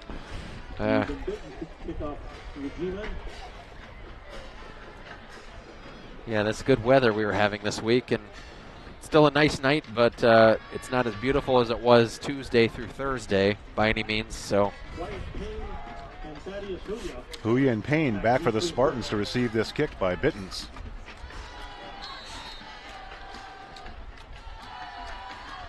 Again, we have a light mist falling. There's the kick, and it's going to be Huya taking the ball at about the 6-yard line. Comes up the field, and he makes it to about the 22 or 23-yard line. Yep. Thad Huya, nice return. 23, but I think he caught that ball at the 10, so a 13-yard return. Up this near sideline, going right to left on your radio dial. Want to thank everyone, too, for joining us as well on 1360 AM, 102.9 FM, and WOW TV on YouTube and Facebook. Some of our followers, B. Wicked, Stacy Severa, T. Campbell, 5459, and William Payne, thank you for being avid listeners of Conneaut Spartans football this season.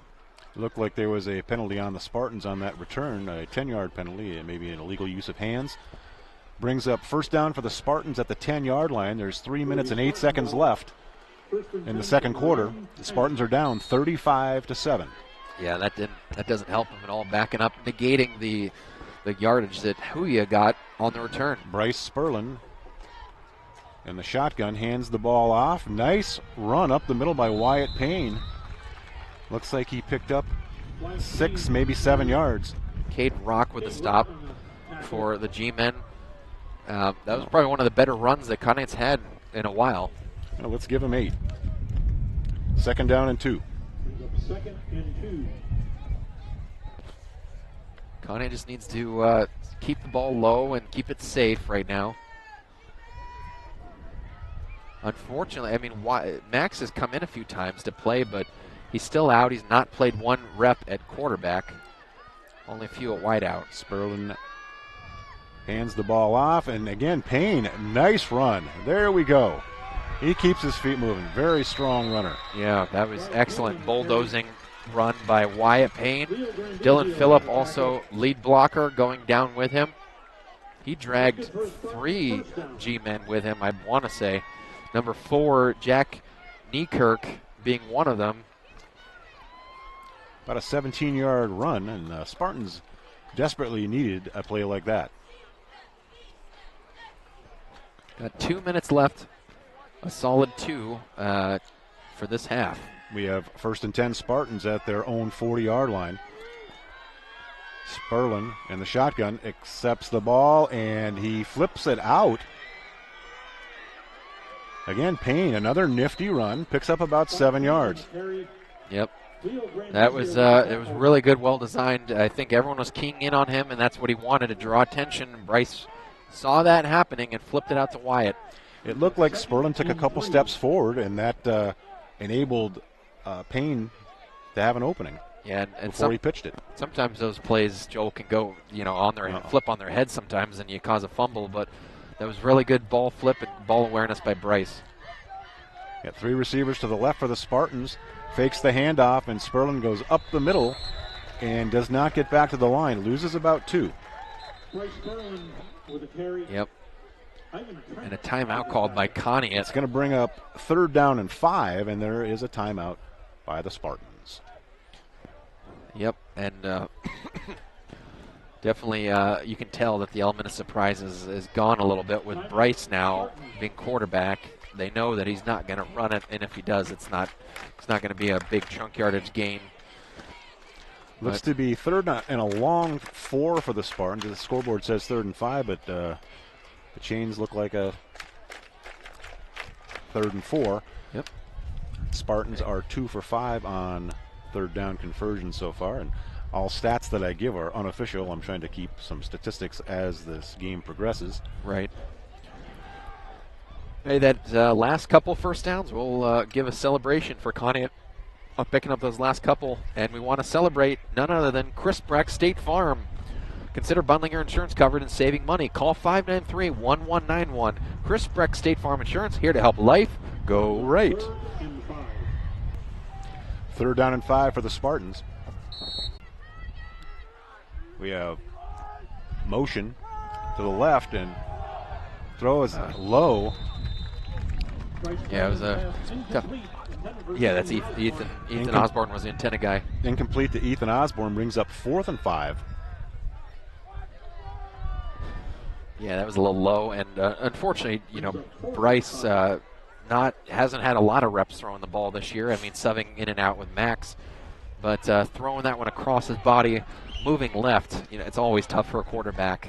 So couldn't get enough on that one. Spartans going for it on 4th down at the 45-yard line. They are 0 for 1 on 4th down conversions today.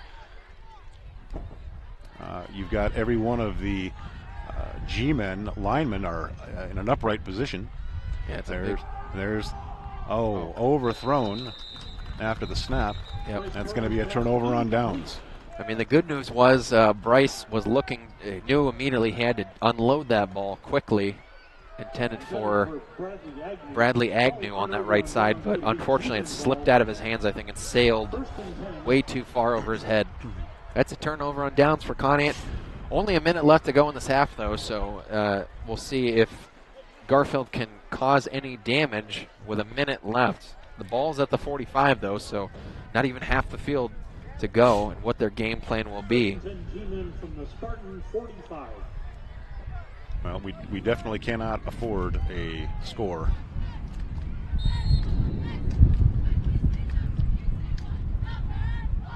First and 10 G-men at the Spartan 45-yard line. Another switch. There's their shift. Timeout called by the G-men. Yep. I think they were not, they did not like their own linemen on that one. And with 1 minute left to go exactly, Conneaut Spartans trailing Garfield 35-7. Want to remind you, of course, coming up right after this is the Conneaut Save-A-Lot halftime recap brought to you by Conneaut Food Store. Not lower quality, just lowest prices. On sale starting Sunday and next week. Round roast, $4.99 a pound. Chicken drumsticks, 78 cents a pound. Gala apples, a 3-pound bag's only 99 cents. And a 5-pound bag of Yukon Gold potatoes is only $3. Save-A-Lot has some of the best prices around right now in times like this, so stop in this weekend and save. And G-men to the line, 1st and 10 at the Spartan 45-yard line. Here's the shift, brings them power to the right side of their line. There's the snap directly to Sell. He throws it downfield and overthrown to Leo Grandizio.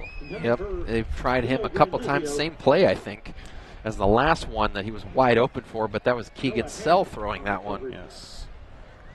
They've got lots of tricks in their bag. Yeah, they're trying to throw it, I think, to slow the clock down, I was impressed with the coverage there. We didn't seem to go with their fake, and yeah, I believe that was Noah Ham in coverage. We're switching now with Thaddeus Huya. 2nd down and 10 yards to go at the Spartan 45-yard line. There's the snap directly to Geddes. He's around the end, and we've strung it out, and Geddes is down at the Spartan 42-yard line. Bradley Agnew on the tackle. He did not get out of bounds. The clock continues to run. It'll be 3rd down and 2 yards to go. Yep, so they've 3rd and 2, and yeah, it's rolling, so 35 seconds left to go. Down the middle of the field. And completed pass. Yeah, did he catch it? I saw it slip out of his hands. That was intended for, that was Christian Gallagher. They can't call a timeout. It did slip out of his grasp with the wet conditions right now, but he did maintain enough possession to catch that ball. And a nice pickup, about 20 yards, I want to say. So Ball's at the 18. Unofficially, Geddes passing is 2 for 4 for 30 yards. That is pretty good for not having to need it and not having to lean on it much. And they really did not pass the ball much in that first quarter, so it's all been in the second quarter so far that they've tried. There's no lack of skill in the G-man backfield. Right, and yeah, we knew how deep they were too. I mean, they talked about all these different guys that were going to get the ball tonight, and we've seen it. 1st and 10, 18-yard line of the Spartans. G-men poised to run their play, and there's the direct snap to Geddes again. He gets to the outside, slips a tackle, and he's pushed out of bounds at about the 13-yard line. That's going to stop the clock yet again. Yeah, that just stops the clock. 21.2 left. And G-Mac and go into the locker room with some confidence. And as the conditions are getting a little wet, you can see a little bit of spray going on. Not raining per se, but it's misting enough so that it's getting everything just wet. Me included. Joel included, no jacket and all. So, but yeah, it's going to be. We'll try to make this one as optimistic as we can.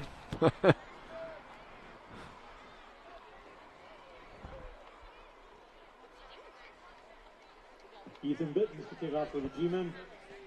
Ethan Bitten's going to kick again. This will be his sixth kick. Thaddeus Huya back deep from Spartans.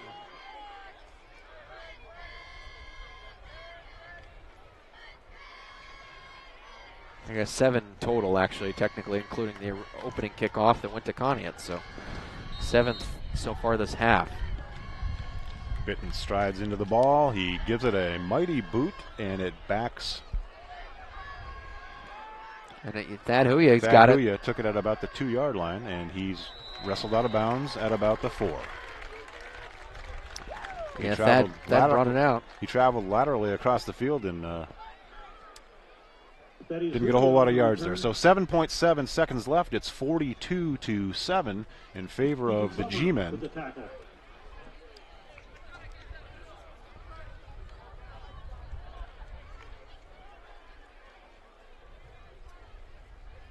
Yeah, we got 7.7 left to go. They probably got to run a couple plays just to at least get the clock down in case, hypothetically, Garfield wanted to use that last time out they got. Ball appears to be on the 6-yard line. First and 10 for the Spartans. And I said this in the first quarter. Looks like the last play, and I was wrong quite a few times. There's a Spartans have downed the ball, and the half will come to an end with the score 42 for the G-men and 7 for the Spartans. We're going to take this brief time out, but come back right after this, and we will go over the Conneaut Same-Lot halftime recap right after this on WOW Media. We're here for all-pro edge rushers, for pregame tailgaters, for family fan cavers. We're University Hospitals, the official healthcare partner of the Cleveland Browns, and your hometown team of experts for sports medicine, heart and vascular, everyday care, and more. And we're here to keep you at your quarterback rushing, here we go cheering, holding your breath in excitement best. We're University Hospitals, and we're here for you.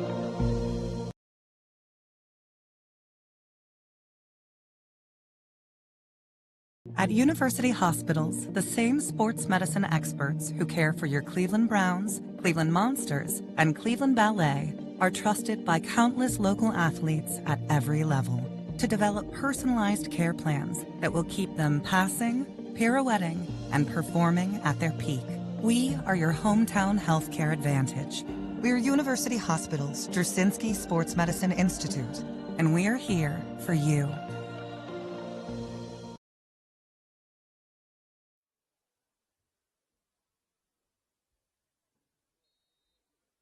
Conneaut Savings Bank's convenient online and mobile banking services is fast and easy.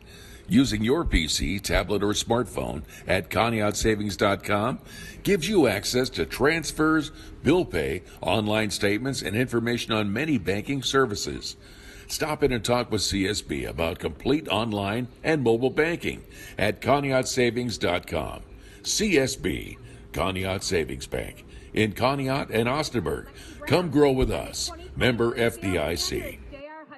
Conneaut Pizza and Sub Shop Restaurant, a top choice in the region for pizza, stromboli, wings, subs, plus home-style dinners. Conneaut Pizza and Sub Shop on Broad Street is looking for individuals to join their team. Applicants for assistant manager and all positions should call 593-5600 or stop in and apply. Earn money for the holidays, winter heating bills. If you or a family member want to earn good pay in a good working environment, call or stop in at Conneaut Pizza and Sub Shop Restaurant, downtown on Broad Street, or call 593-5600, 593-5600. Conneaut Pizza and Sub Shop, 593-5600. Not fast food, but good food quick. State Farm, Kathy here. Hey, it's Mike. My team just pulled off the biggest upset ever. Nice, Mike. And some fans are getting crazy. They even flipped over a car. Whoa. Turns out it's my car, though. Oh. But I don't want to be upset right now. I want to know State Farm's going to take care of this, right? We got you covered, Mike. Yes! Woo! Go with the one that's here to help life go right. State Farm. Switch to State Farm and you could save. In Conneaut, call me, Chris Brecht, at 593-1191 or visit me at brechtinsurance.com. ACMC is honored to have been recognized as one of the nation's top hospitals by the Lown Institute.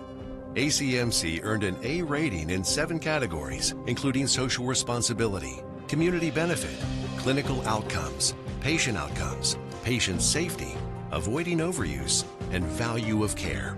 We rank as the second best hospital in Ohio for social responsibility and third for community benefit. We're also proud to be listed among the top hospitals in the nation for fair share spending. Our caregivers in more than 30 departments work together every day to provide the best possible care and to positively impact the communities we serve beyond the hospital. These recognitions are because of their dedication and commitment to patients and each other. It's just more proof that you can rely on ACMC to care for you, your family, and your community. To learn more, visit acmchealth.org. Your Conneaut Save-A-Lot grocery store is a proud Spartan sponsor. Your Save-A-Lot means the lowest prices on the name brands you know and love every day. Save-A-Lot food prices are deeply discounted when compared to other conventional grocery stores. Not only does Save-A-Lot offer the lowest prices on groceries, but fresh produce and fresh meat cut daily in their butcher shop. Your Conneaut Save-A-Lot on West Main. Not lower quality, just the lowest prices. As we're back for your Conneaut Save-A-Lot halftime recap, we're back here at James A. Garfield Stadium and School down in Garrettsville, Ohio. The score after one half, as we're listening here for the, this is also the Conneaut Spartans band, and I'm letting you guys play that and watch as well. Not positive we're going to see them, again so far the rest of the year at a football game. But you can follow the band as well throughout their competitions as well. Go on their website to follow the Conneaut Spartan Marching Band. They play Thrift Shop right now, and they just played Don't Stop Me Now by Queen. We got a lot of throwback classics that they go to. So we've enjoyed listening to them throughout this season, and we want to let you guys enjoy them. But the halftime recap so far, unfortunately, if you guys can't already imagine, with the score being Garfield 42, Conneaut 7, there was a little bit of offense by Conneaut, but a whole lot of offense by Garfield. And really, they proved out how successful they've been, as we know that how good Garfield's been throughout the entire year. Some of the stats, though, for Conneaut, Wyatt Payne, 11 rushes. This is unofficial, too, what we were keeping up here in the booth. Wyatt Payne, 11 rushes, 57 yards. Max Gleason, 9 carries, 51 yards. Max Gleason had a couple passes that were completed, but I don't believe they were for any yardage because I know he lost some yardage on that Wyatt Payne screenplay. So I know for sure that definitely went for negative yardage there. So Ty Koval did not have any as far as I know. Bryce Berlin threw 2 passes and unfortunately threw 2 picks more than 2 passes. He threw about 4 or 5 passes, but 2 picks so far for Bryce, as we've had to resort to throwing it in the air more to satisfy our deficit. But not really our strong suit. Our strong suit's running the ball, and it hasn't really gone Conneaut's way with throwing the ball, especially in that second quarter as we switched directions and started going towards the south, and that's where the wind's coming from, the south. And that definitely proved out that it was not very successful for Conneaut. The wind's blowing our passes down, knocking them down. And really, we're a run-first team anyway, so that has not been really our bread and butter. So it hasn't really mattered much to begin with. And the rain conditions, not rain, but mist, I'll say, have definitely caused it to be a little moist and wet so far.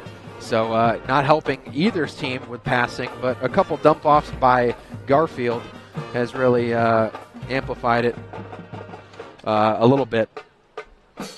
Anyway, so on the other side for Garfield, it's really been dominant for them. Geddes, 15 carries, 160 yards. He also, we believe he was 2 for 4 from passing the ball and another touchdown. Geddes so far with 5 of the 6 Garfield touchdowns. Sell had 9 carries, 45 yards, and 1 touchdown. So we know that. A couple other guys. Bagucki had 2 carries for about 5 yards.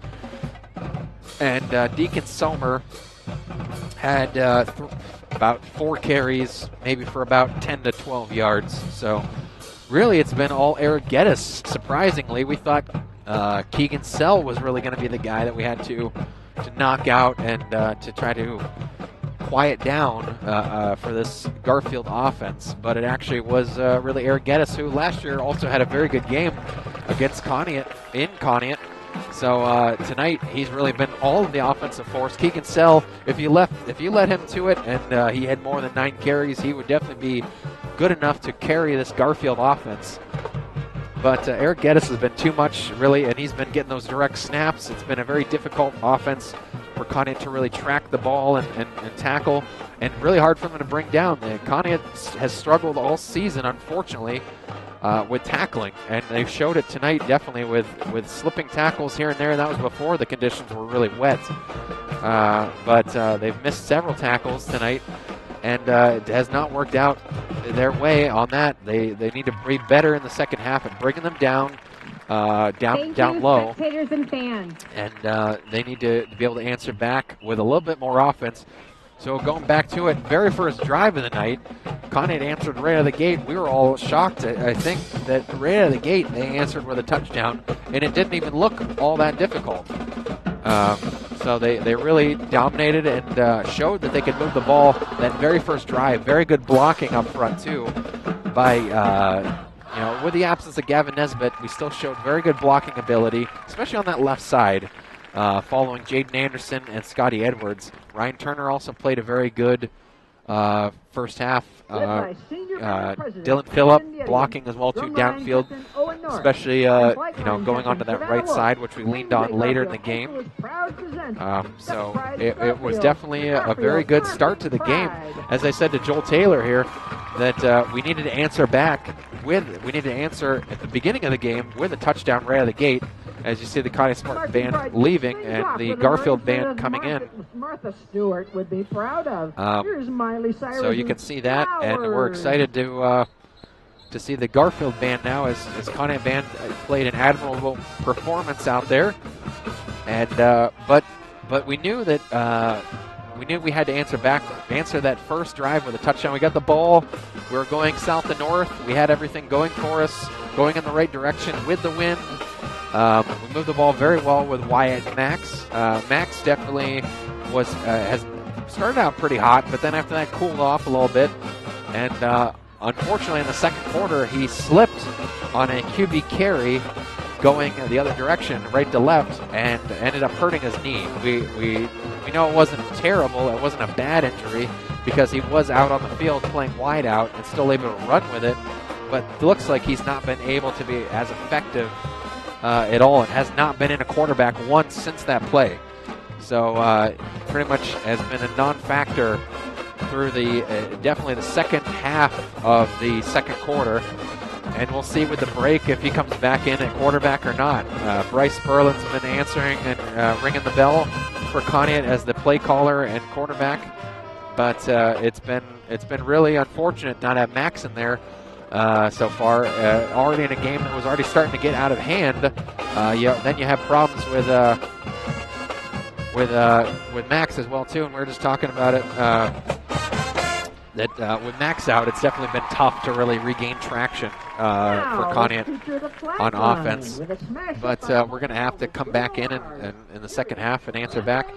As you're saying, Joel, they might lean more on the passing, but with the conditions the way they are and the wind and the wet conditions, it's going to be tough to be able to go this direction as well too. And we're not getting the ball back there. We're kicking it to them to begin the second half, so we already have that going against us. And then going the wrong direction in the third quarter might be tough for us to be able to throw the ball.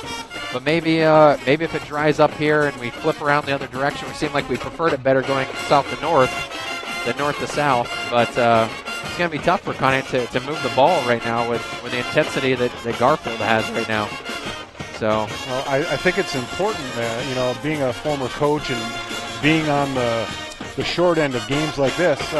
I think at halftime the speech has to be the score's 0-0, and we have to come out with the same vinegar we had on that first drive. And that's the only choice we have. And our kids have never quit all year long, and they're not going to quit today. Right. Exactly. No, you're right. Pretend like it's basically the new start of the game as it's 0-0, like you said. It's just the second half is basically starting anew for this. So on defense, we're going to see a couple different guys in there. I'm sure of it. For Garfield, they were leaning more in the second quarter. They leaned more on Somer and Bagucki to run the ball a little bit more in replace of Sell and Geddes. So we'll see about that as well. And they do have a couple other quarterback options. Jack Niekirk, who's a sophomore, might come in and start throwing the ball a little bit for Garfield on offense. We'll see. We'll see exactly what type of personnel we see out there, but definitely has been a different kind of game than we expected, where we came out firing. I'd say a totally opposite game from Madison. Maybe not to say a complete reciprocal of it, but one where Madison, we really had some butterflies going into that game. We really were nervous. You could tell Rocco even mentioned that there were some nerves and needed to calm the guys down in that first half. They did not really settle down, and then the second half they came out, especially when it started raining. They realized that they're already down. It's raining. Right now they just need to be out there and just play the best that they can in order to. And they moved the ball a lot better on offense in that second half, in the rain too, albeit. So for now, it seems like they started out hot in this game and then cooled off some after that. I'm not sure if it's just been the energy level dropped with Gavin Nesbitt out. You might have some of the energy levels dropping. The blocking hasn't been there as much in all the later drives, but Garfield looks to be playing the part that we expected. So they've been all difficulty, a difficult level that we knew we'd see them at, and they moved the ball so well and so efficiently, and that's how they got to where they're at 10-0 and scoring over 500 points on the season so far in 10 games. So well, it boxed one game, and they keep playing the same game every week. They have blown out every opponent. Yeah. So it'll be a testament to us if we can stop this onslaught. Right. And I read a stat at the beginning about the combined record of the teams that Garfield has played this year. I think it was 34-63. Well, that's where an example of where that statistic is not indicative of the talent that Garfield possesses. They're a legitimate team, and there was no doubt that they ever were. But Yep. Mark Twain once, he had a quote attributed to him that there are lies, there are damn lies, and then there are statistics. So those statistics I read at the beginning, there's an example. They don't tell the story. Yeah, how good this team is. Right, there's another side to it as well, exactly. And Garfield's telling that story now, and they're going to keep telling that story, most likely, pending some type of upset. They're going to keep telling that story into the next round of the playoffs. So they're going to play the winner of either Worcester and Cadiz Harrison. So that game's happening tonight as well. We'll have to try to get an update here right after this. But that is our halftime recap brought to you by Conneaut Save-A-Lot Food Store. Not lower quality, just the lowest prices. We'll go over for the radio audience. They can either listen to the band here or they can go to a commercial break. For the WOW TV listeners and viewers, we're going to go over some scores around the league and also some of these key matchups that we're talking about that we want to key in on so far. Menor and St. Ignatius are playing tonight. We knew that one was really exciting, had a lot of implications, as a big rivalry has always been in play with them. St. Ignatius, I can't believe the score, but St. Ignatius has the lead on Menor 3-0 is what we have so far. If we look at some, Niles McKinley is in a barn burner. It looks to be up on Edgewood, 35-21 at half. Yeah, yep. Niles, which is where, McKinley's from. William McKinley, the president. So Geneva Eagles are giving it to Hawken, 49-7 at half. Yep, both two teams that we lost to, and two very good teams, but I think we knew on that one, Geneva being quite the powerhouse that they were. I knew Hawken was very good. They had some talented guys with Moorhead and Johnson, but they just don't have enough firepower against Geneva. You already said, Niles and Edgewood 35-21. Chardon over Cuyahoga 28-0 so far at half. Crestview is beating Pymatuning Valley 7-0 in the third quarter, another Ashtabula County team. Yep. Rootstown have the lead over Southeast, so another local rivalry from Ravenna and Rootstown. 30-7, Rootstown has the lead. Gilmore Academy is defeating Madison 20-7 in the third quarter. Yep, and that was their last game of the season, as we just played Madison last week. So Berkshire has the lead over Clearview 12-7, just starting the second half. McDowell from Erie has a 24-21 lead on St. Francis from Hamburg, New York. Perry, who we've been following all year, beat Geneva. They have a 49-0 lead on Crestwood.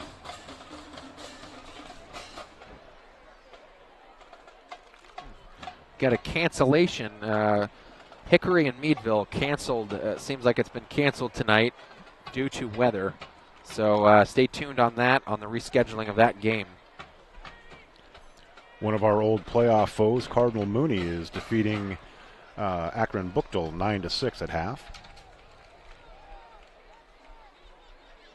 Oh, you got, not to deviate a little bit too, we got, that's all I have for football. Oklahoma City Thunder in basketball beating Cleveland Cavaliers 41-32. But Cleveland did win the opener on Wednesday, 114-113, so they start out 1-0. That was excellent. And hoping for a great Cavaliers season after a disappointing loss last year to the Knicks. I'm hoping to go to a few games myself. So we'll see. But as far as the Region 17 bracket goes, too, if you have any more, too, fire them off, too. Oh, yeah, how's the World Series game looking? Looks like the Rangers at the end of the first inning are up 2-0 over the Diamondbacks. Okay, that's excellent. I mean, I don't really I think I want the Rangers to win only because it's an AL team. They've never won before.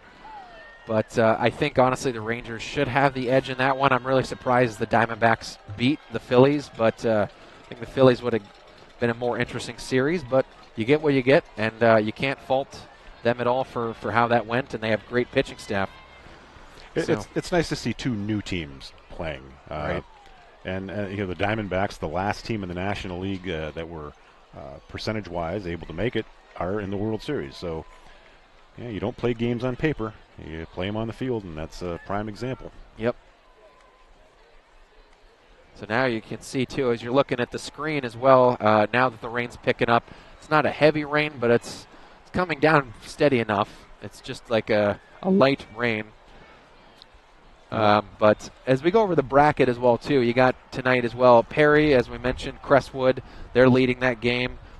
Cortland Lakeview over Magnolia, Sandy Valley as well tonight. We'll have to maybe get a scoring update on that one. As I mentioned, the winner of this game between Garfield and Conneaut goes on to play the winner of Worcester and Cadiz Harrison. So we'll try to get a scoring update on that one. Canfield South Range also as well. They're the number 1 seed, and they're the team that actually ended up beating Garfield last year, and that was in the second round. They're playing Navarre. West Lafayette is playing at Richmond Edison. Oh, I'm sorry, yeah. Sorry, Canfield South Range is the 2 seed. I stand corrected. Perry's number 1 seed, as I should have picked up on that. Creston Norwayne, the 3 seed, playing against Youngstown Liberty. We know Liberty from playing them a few times in the past in basketball. And Lorraine from Clearview playing at Burton Berkshire. I'd like to take this time to wish the best of luck to Kendall Spring and Anna Ring as they compete tomorrow in the OHSAA Division II Boardman Regional cross country meet. They'll run at noon. They're qualifiers from Conneaut High School. They are coached by Jessica Kennedy. Also, I'd like to make mention of the CHS band and the great job that they do, and our new band director, Madison Mason, and she's assisted by Liz Bernardini, and just saw them perform a little while ago. They gave our football team and our 2 cross-country runners a nice clap out today in our school. So despite the score of this game right now, lots of good things going on at Conneaut Area City Schools, Conneaut High School, Conneaut Middle School, Gateway Elementary School, and Lakeshore Primary. Right, exactly. Good calling that out as well, too. As you mentioned, going on to regionals, good luck to them. And, as you mentioned, there's always good things around the corner at Conneaut. And this team, as we were a little discouraged as well with the score, you still got to give a lot of credit to the Conneaut Spartans for how they played this season.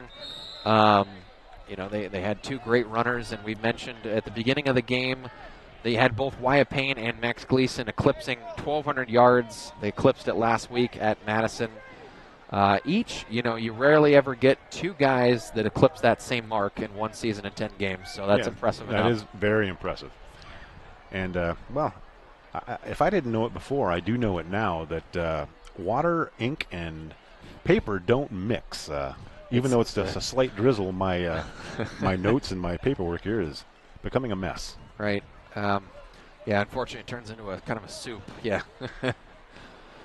And, we're just kind of up here. It's an interesting setup. I kind of like some of these setups as well. It's a very nice field as well, too, as we didn't mention earlier.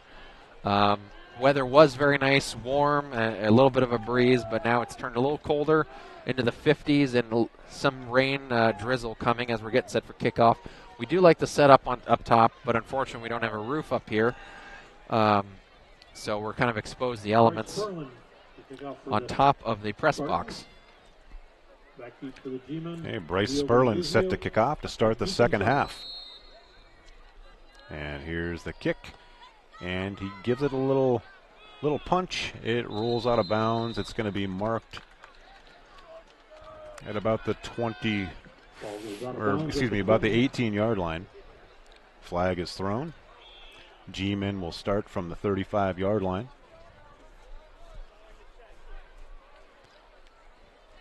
I guess that type of a kick, we're showing respect for their return people. Yep. It'll be first and 10 G-men. First and 10 Garfield, though, after that.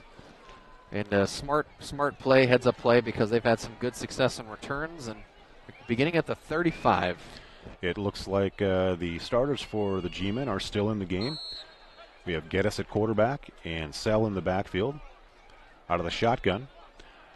Here's the snap directly to Sell, who bounces to the outside, to the right, and looks like he picked up about 4 or 5 yards.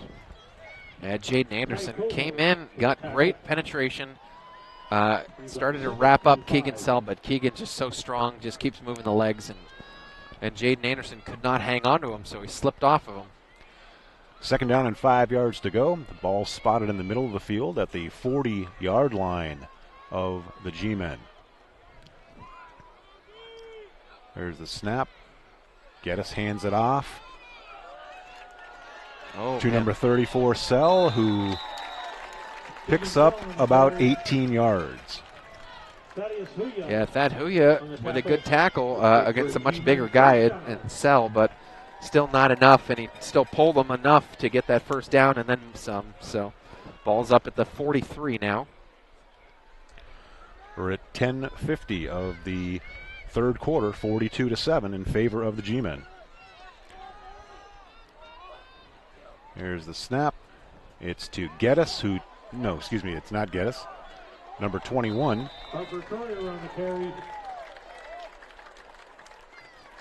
That's another first down for Garfield. They're moving it again. I think Bradley Agnew in on the stop, as well as a couple other Spartans from behind. 1st and 10 from the Spartan 30-yard line. Again, ball spotted in the middle of the field.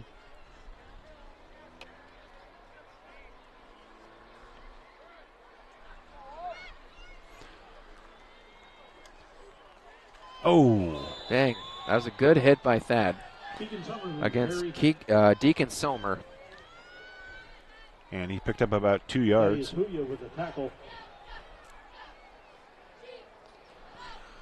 Yeah, it was a good hit by Thad Huya. He's been playing very well tonight, mostly on defense. He has not been overly involved in the offense. A little bit on special teams in the absence of Max Gleason. 2nd down, 8 yards to go. The ball spotted on the left hash. The 28-yard line, there's a direct snap to Geddes, who tries to get around the outside, and he's made it almost to the 20-yard line. He's out of bounds. There is a flag in the area of holding. We'll wait and see. And it is holding against the G-men. Yeah, well, and a good movement actually by Conneaut. Scotty Edwards and Bradley Agnew, they all slid to that far side and really contained them very well. So that forced the hold, I think, because Conneaut had wrapped around that corner and we're starting to close in. I want to point out as well, too, that Max Gleason's still out, not on the field currently on defense. It's going to bring up 2nd and 15 for the G-men. It looks as though the drizzle has stopped, at least for the time being. A screen being set up. And a nice little pickup. Christian Gallagher with that little dump off screen, I guess if you want to call it that, and a couple blockers leading for picks up about Garfield. 7. Yeah, a couple good blocks by number 65 in that front line. Don't really have a name for 65 of Garfield, but 3rd and 8. 3rd down and 8 yards to go. Yeah, so it's probably one of the toughest positions for Garfield so far. But Geddes is keeping it. And Geddes is on the move yet again. Oh. He's appended at the 9-yard line. Geddes went up and got hit pretty good, went flying upwards. Seems to be okay. Picked up about 18 yards. That's good for G-men first. That was a big pickup for Geddes. He's just been very effective so far. And running again, they're just going to try to keep asserting themselves in the second half. Run up some stats, I suppose. Ball to 10. Here's the snap. Handoff to Somer. And he's going to score. Yep, and pretty easy from whatever that was, 8 yards out. So Deacon Sommer with the score.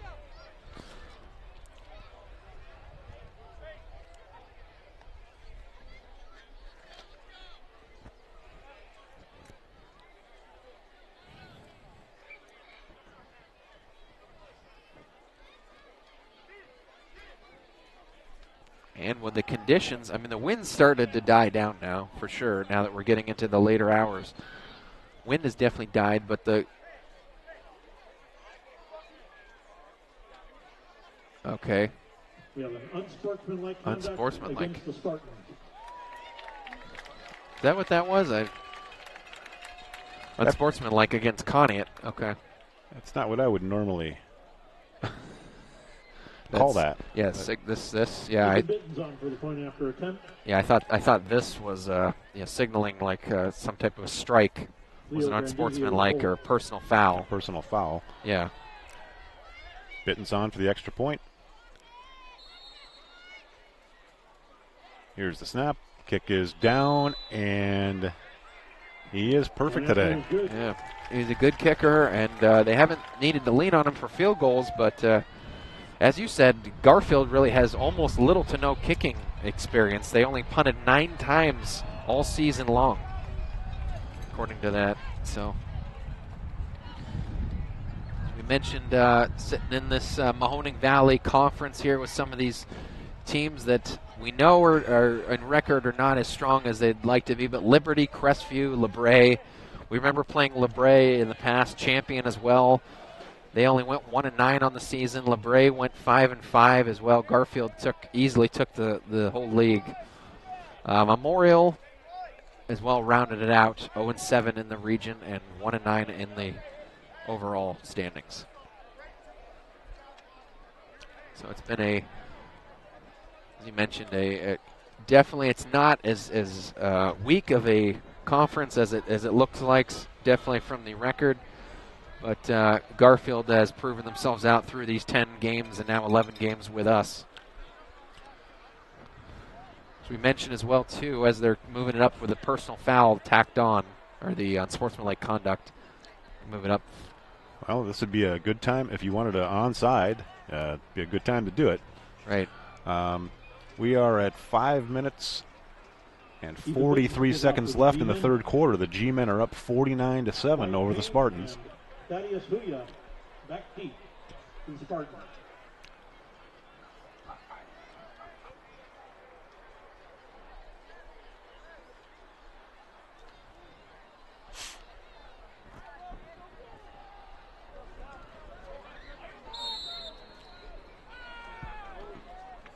And here's the kick by Bittens. He drills a worm burner. And it's fumbled by Payne, who's hit hard at the 6-yard line. Wyatt Payne on the return for the Spartans. Yeah, I was looking for some type of a face mask call. Looked like a whole lot of G-men. Looked like he jerked his head around, but I'm not sure if that always means it's a face mask. But as he gathered the ball in, he was hit with a vicious blow. Yeah, that's the head jerk that I saw. Yeah. Yeah, it was tough, and it backs up. It backs up Conneaut even worse now. They're at the 7-yard line is where they're going to mark it. This is going to put Conneaut real deep now. Nice. Thank you. And the handoff, that's to Wyatt. Handoff to Wyatt Payne. He gets to the outside, cuts it back, and Wyatt Payne on the carry. Makes it out to about the 22-yard line. A good pickup and a Conneaut Spartans first down. That's good for a Spartan first down. Gives the Spartans some breathing room. No longer at their goal line. That Conneaut Spartans first down brought to you by your Conneaut DQ. The featured blizzard for October is Oreo Cookie Hot Cocoa, and it's not scary at all. All enjoy that nice, hot, toasty brazier menu and more. And Dairy Queen ice cream cakes available for all occasions. Stop into your local Conneaut DQ drive-through and dining room. And again, that's about a 19-yard pickup. And nice run again by Wyatt Payne. We hadn't had a big chunk yardage pickup like that since the first drive, I believe, of the game. So, but that's another Conneaut Spartans first down, brought to you by University Hospital, Conneaut Medical Center, advancing the science of health and the art of compassion for over 100 years. Stop in next week as we're getting into that cold, wet season. You're going to need to be looked at because our immune systems are not quite as good during these months as they should be. 1st and 10, Spartans at the 45-yard line have a little uprising occurring here. And Bryce Sperlin keeps the ball and picks up 15 yards. 3 consecutive plays of plus 15 yards or more. Yep. Gives the Spartans another first down. And another big pickup for Conneaut. Bryce's first positive chunk yardage pickup so far. And I'm seeing, too, a lot of the same guys are still in for Garfield. They're subbing people in and out more and more, but they still have the same guys we've seen so far. 41-yard line of the G-men. The Spartans take the snap. Inside handoff. And Ethan Osborne. Ethan Osborne. Yeah, it's Ethan. And it looked to be about a 30-yard pickup. Again, this has got to be a confidence boost for the Spartans, and again, it's a testament to the fact that they don't quit. And they could very easily do so, but they're out here playing this game. No doubt. And they want to answer back with a touchdown after a 49-0 run. Inside, Wyatt Payne bounces to the outside, and he picks up about 7 yards. Wyatt Payne with the carry. Make that, again, my eyesight not like it used to be. Make that 5 yards. It's 2nd down and 5. Well, on that far sideline, too, it's definitely hard to pick the spot out. But, yeah, nice 5-yard pickup. At about the 10-yard line of the G-men. We got about 2:15 left to go in this third quarter. There's the snap. Again, Sperlin hands off to Payne, who brings it down to about the 1 or 2 yard line. Yeah, I think he's short, but nope, maybe. They signaled the horn. No, they got it. I just didn't see any of the calls. Did they call it a touchdown? Yes, they did. They marked it on the scoreboard. They marked it, but I didn't see any referee. I didn't see a referee mark it, but everyone else seems pretty sure of that. So, Conneaut Spartans touchdown. Their second tonight. They've been held scoreless since the very first drive of the game. But they push it back up to 13, and they're going to go for the extra point. How long was that run? What was that? That was not positive. I want to say it was a 12-yard run. I think it was a 10-yard run. It was 2nd down and 5, if that's any indication. Yeah, I want to say that. Oh, and it slipped out. And so the the extra point is no good. Wet conditions affected the snap there. Yeah. Sperlin's attempt at salvage it is intercepted in the end zone. So with 1 minute and 5 seconds left in the third quarter, the score, Garfield 49, Conneaut Spartans 13. Yeah, but they answer back with a touchdown, and that touchdown as well brought to you by Conneaut Savings Bank. Stop and ask about online and mobile banking. It makes banking transactions fast and simple. Come grow with us in Conneaut and Austinburg. CSB, member FDIC. Yeah, it had been quite a scoring drought for Conneaut, and they finally answered back and stopped the bleeding at least a little bit with 1 minute left to go in this third quarter. Yeah, I agree with you. About a 10-yard run by Wyatt.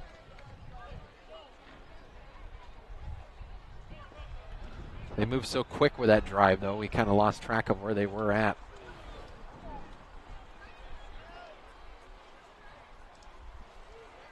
Garfield still has a number of their starters in, although they've mixed a few guys in reserve that are younger classmen. But they also played bigger roles, like Jack Niekirk still was playing, but he's in more now than he was before.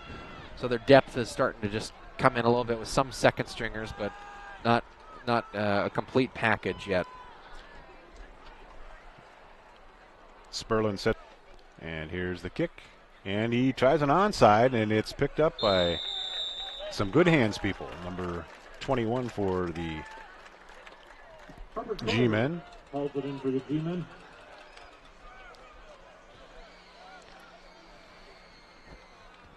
That'll set the G-men start at about the 34-yard line. Excuse me, I'm sorry, the 44-yard line.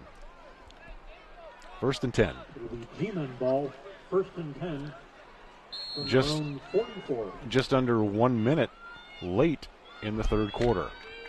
Score 49-13 in favor of the G-men.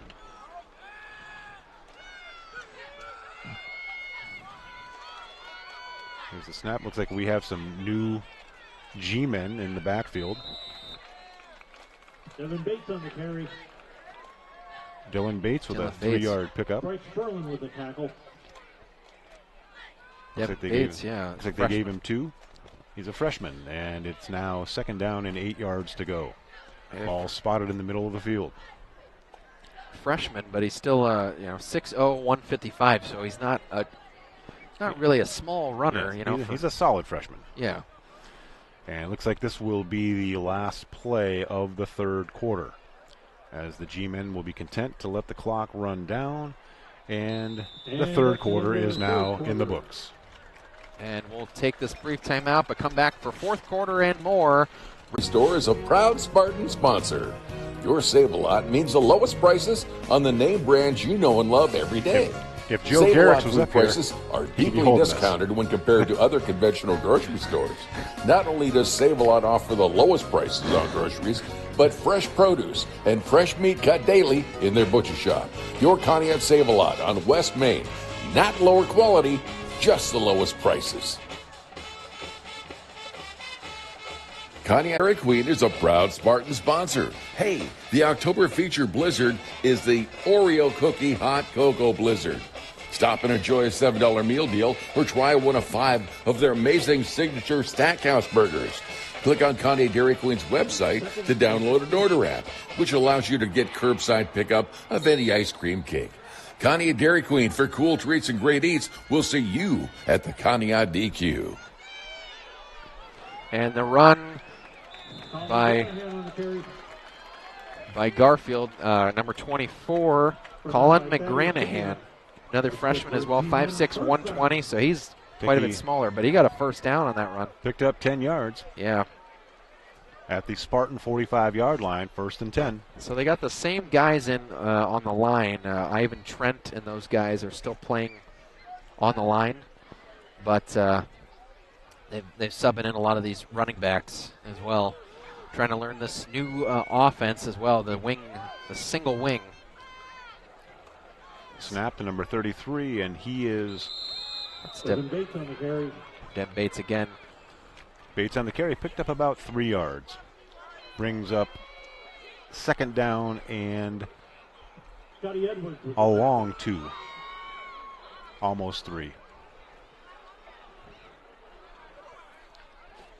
Clock keeps running. Again, we're at 10 minutes and 49 seconds of the 4th quarter. 2nd and 8. 2nd down, 8 yards to go. There's the snap directly to Bates again. Does a little fake. Good run by Bates. Good tackle by Bryce. Brings the ball to the Spartan 37-yard line. It's going to be 3rd down and a long 3, short 2. 3rd and 3. Yeah, even with the reserves, I mean, it's just because of that offensive line that they really find those gaps. And still, again, it's the same guys. Maybe they're not quite as talented as Keegan Sell and Eric Geddes, but they're still running that same system. And that's McGranahan. McGranahan on the carry. That's the 1st down, I believe. And picked up about 5 yards. And, yeah, they're not as big, and I don't know about the talent part. They're just in smaller stature because of their age. Right. They're going to be I think they're going to be a formidable foe in 1 or 2 years. Right, exactly. But it's just I think for this with Garfield, though, it's just a plug-and-play system. I think that they have a good system that works, like New England Patriots. It's a system that's effective, and they run the ball well with it. Direct snap to Bates. He tries to get to the outside, running to the left, and he picked up about 2 yards. It'll be 2nd down and 8. Clock continues to run here in the 4th quarter.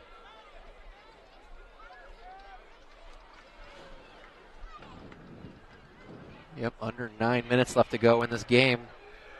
2nd and 8 upcoming for this Garfield offense. Connie wants to make a stand to get the ball back. Their starters are still all in.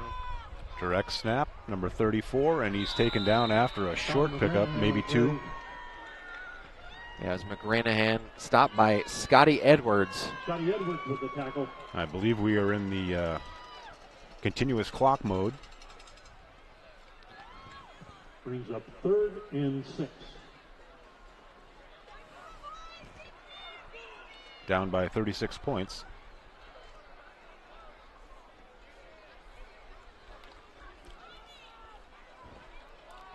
Third and 6 from the 30-yard line.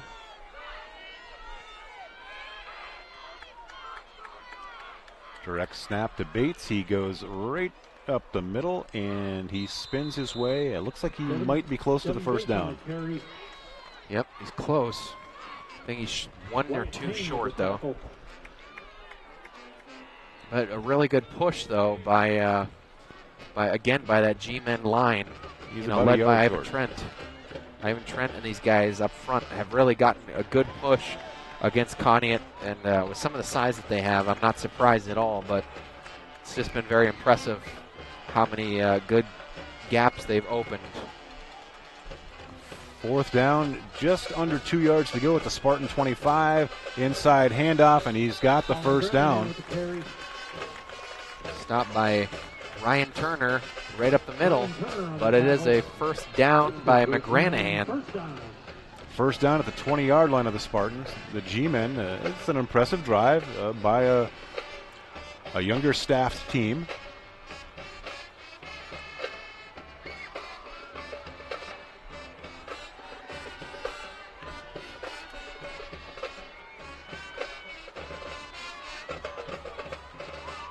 Bates with the ball. He scoots inside, makes it to the outside, and all of these runners, they all keep their feet moving.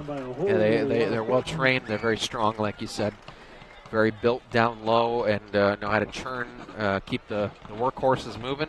Devin Bates especially, an upright runner that is very strong for a freshman as well. There's a lot of talent here, Joel. You can just see it out there.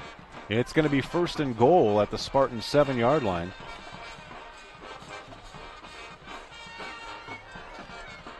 A little over 6 minutes left to go in this game.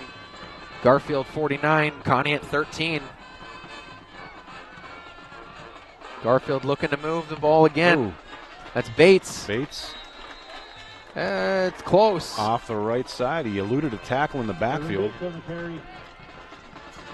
Garfield knocking on the door, but they're not quite there. Oh, okay. They called it.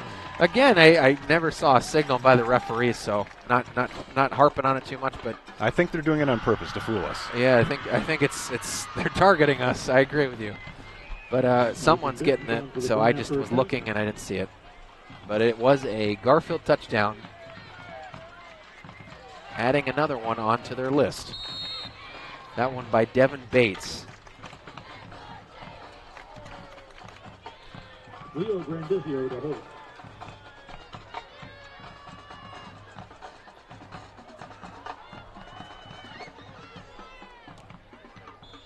And the kick, again by Bittens, is good. That's a perfect kicking day so far for Bittens. And a 56-13 lead the G-men have over the Spartans. This has been an impressive showing. And, even more, Joel, is that just how effective this second string has been in moving the ball just as much as the first string. Conneaut answered back with another touchdown at the end of the third quarter, but that didn't really prove out to be much because Garfield answered right back. Moving the ball in chunk yardage, really no big gains or anything, but just enough between McGranahan and Bates. That was just all they needed. Well, it looks like maybe Coach Dobrin is going to, give some of the younger players a chance to play as well. Right. Now, other than Bittens on this kickoff team, it looks like they have maybe the G-men are also emptying their bench. Yeah, we like to call this game the Spartans of tomorrow. But there's some questions, as well, too. I mean, not to get too into next year or anything, but there's some questions next year as to who's going to step in the running back role and fill that. I mean, you got a couple guys that are able to, Kerrick Dobrin and Isaiah Bowles. You got Colby Stiltner as a potential candidate for quarterback, but you want to see as good of quality candidates as you can out there. To have more and more depth is even better, just like Garfield and Geneva, these really good teams that we played. That's what they have is quality depth. They do not have necessarily a lot of star players, especially Geneva. They didn't really have one star player. They just have a lot of depth and a lot of talent all the way across, in a huge roster. I would actually like to see a good, Geneva play this team. That'd be an interesting one, Geneva versus Garfield. But we won't see that. Bittens lays into the ball, kicks a low liner, and Ethan Osborne gets it at about the 5-yard line. Here comes the return. He brings it out to about the 20-yard line. Yep. Spartans will set up shop, 1st and 10 from their own 20-yard line. We have 4 minutes and 53 seconds left in the fourth quarter. The score is 56 Garfield and 13 for the Spartans. And again, this game is as I said earlier, a carbon copy of the previous 10 that the G-men have played.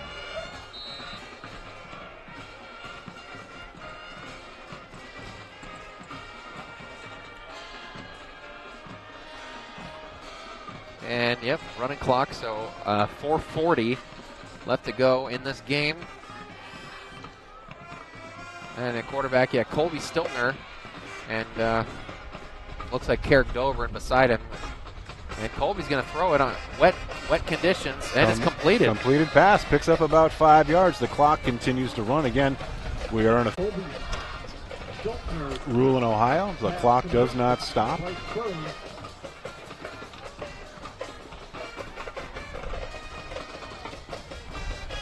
Would be nice to see the young Spartans, put together a little drive here.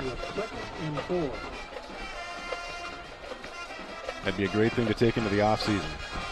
Right. Yeah, get some momentum going and exactly see what the underclassmen are made of. And completed. Nice pitch and catch there. Stiltner.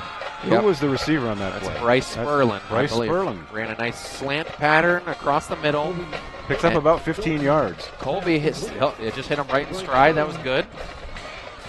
When you slow the game down a little bit, it's maybe it does come more naturally to Colby Stiltner, who's been put in some tough situations, coming off the bench cold, and to be able to throw it. But he looks like he's throwing it really well in tough conditions right now. The wind's picking up now. 1st and 10 from the 44-yard line. Stiltner back again. He's throwing it up, and nice play. Yeah, good play by the defender. It was intended for Ethan Osborne, but in coverage was Cameron Lewicki, and broke that one up against Ethan.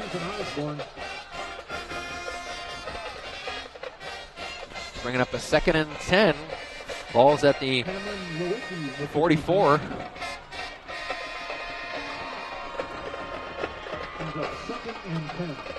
Clock still running, obviously, as Joel mentioned, mercy rule in effect.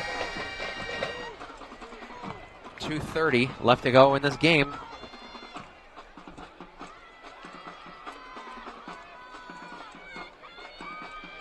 Stiltner directing traffic out there, preparing for his snap. There's the handoff. He's back, and he's going to launch it downfield again. And it looks like there's some contact going on there between Bryce Sperlin in the defender. Ball falls incomplete. Yeah. It's going to be 3rd down and 10. Again, the clock continues to run. We are just about to approach the 2-minute mark of quarter number 4. That was William Simon in coverage against Bryce Sperlin. And yeah, that was a tough ball to catch. Definitely like right over top of Bryce Sperlin. Actually ended up hitting him right on the hands, but also a lot of contact between Sperlin and Simon. So at this point, the referees probably won't call a whole lot of that anyway. So 3rd from Stiltner to that is Wyatt Payne. And Payne is going to be taken down at around the 16-yard line. Wow, that was a good pickup. And Conneaut's in business downfield again. They're at the 20-yard line, I think a little past the 20. It's about a 26-yard gain. Yep. And Wyatt adding to his yardage that he already had. He was already the leading guy on offense tonight. He's adding to it. And, you know, it's good to see Max back in as well, too. I just noticed that. Max Gleason's back in at offense, not at quarterback. That's Colby who's in. But Max is in a wideout position, slot receiver. That is good news to see Max Gleason back in the game. Interestingly enough, I hear that he is going to attempt to get his pilot's license this winter. Okay. I had no idea that was a goal of his. That's great.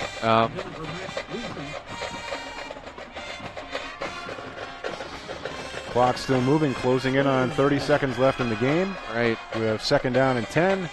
Handoff inside to Payne. Wyatt Payne steps down to about the 7-yard line. Clock still running. Yep, we got 15 seconds left. You may get, if you want to run a play, you might. If not, you just let it go. They look like they're lining up. Looks like they're going to get to the line. 7 seconds left. They're going to snap one See more. if the Spartans can put one in on the last play of the season. Stiltner, and it falls incomplete, and the game is over. Yeah, that was intended for Ethan Osborne again. That ends the game, folks. 56-13. The Spartans fall to the Garfield G-Men. What a tough game this was. Unfortunately, Garfield was very talented, showed it from start to finish. Conneaut answered with that initial drive for 7 points right at the beginning of the game. And then they really dwindled after that and were completely held scoreless.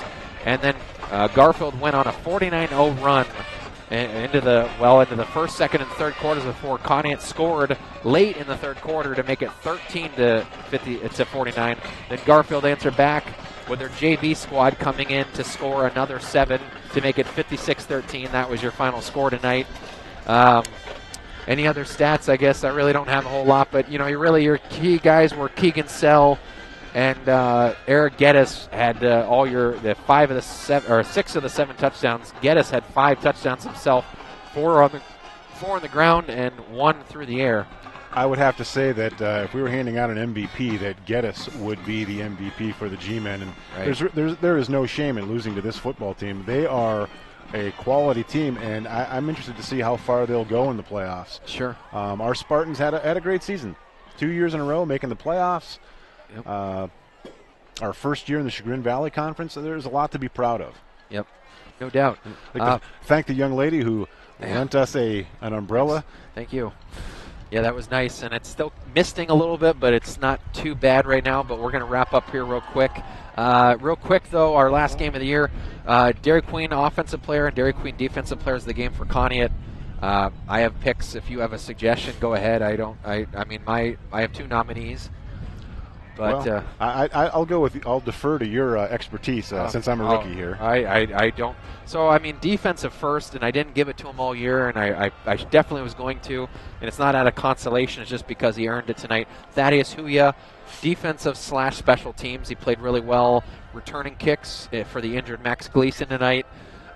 He played that role very well, and he also returned a lot of kicks very well. On defense, he played really good pass defense and made a few key tackles. Unfortunately, you had just a really good offense against you, so you weren't really going to affect the outcome a whole lot no matter what, but for one player. But Thaddeus Huya, our defensive Dairy Queen player of the game and offensive Dairy Queen player of the game, I'm going to give it to a guy we've never given it to, Colby Stiltner. tonight, who came in at the end there and had a few passes, but looked to be a really strong passer in really tough conditions. I could have given it to any senior tonight, and we have. I think we've given it to every senior that I can think of.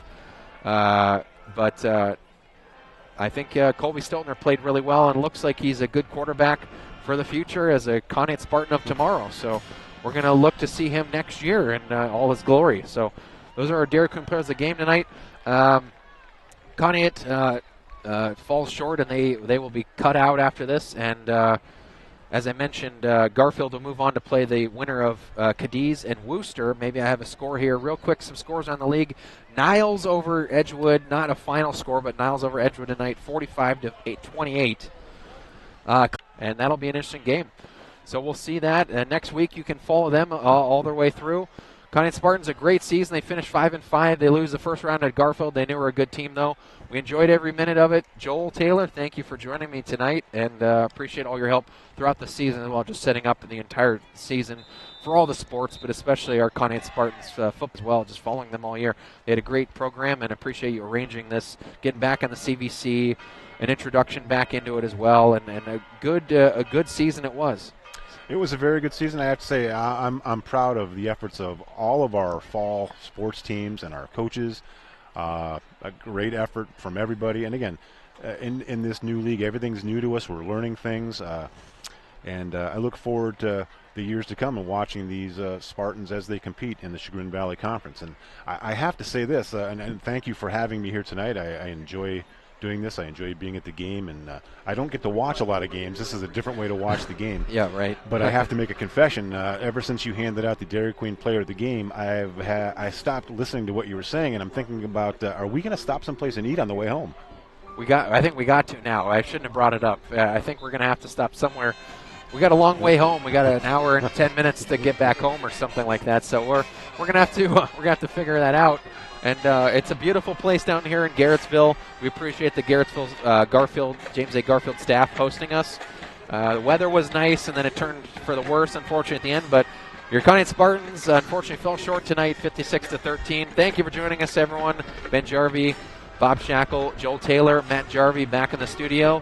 Thank you very much, everyone. Another 1360 WOW 102.9 and WOW Media production. Have a great night, everyone. Good night.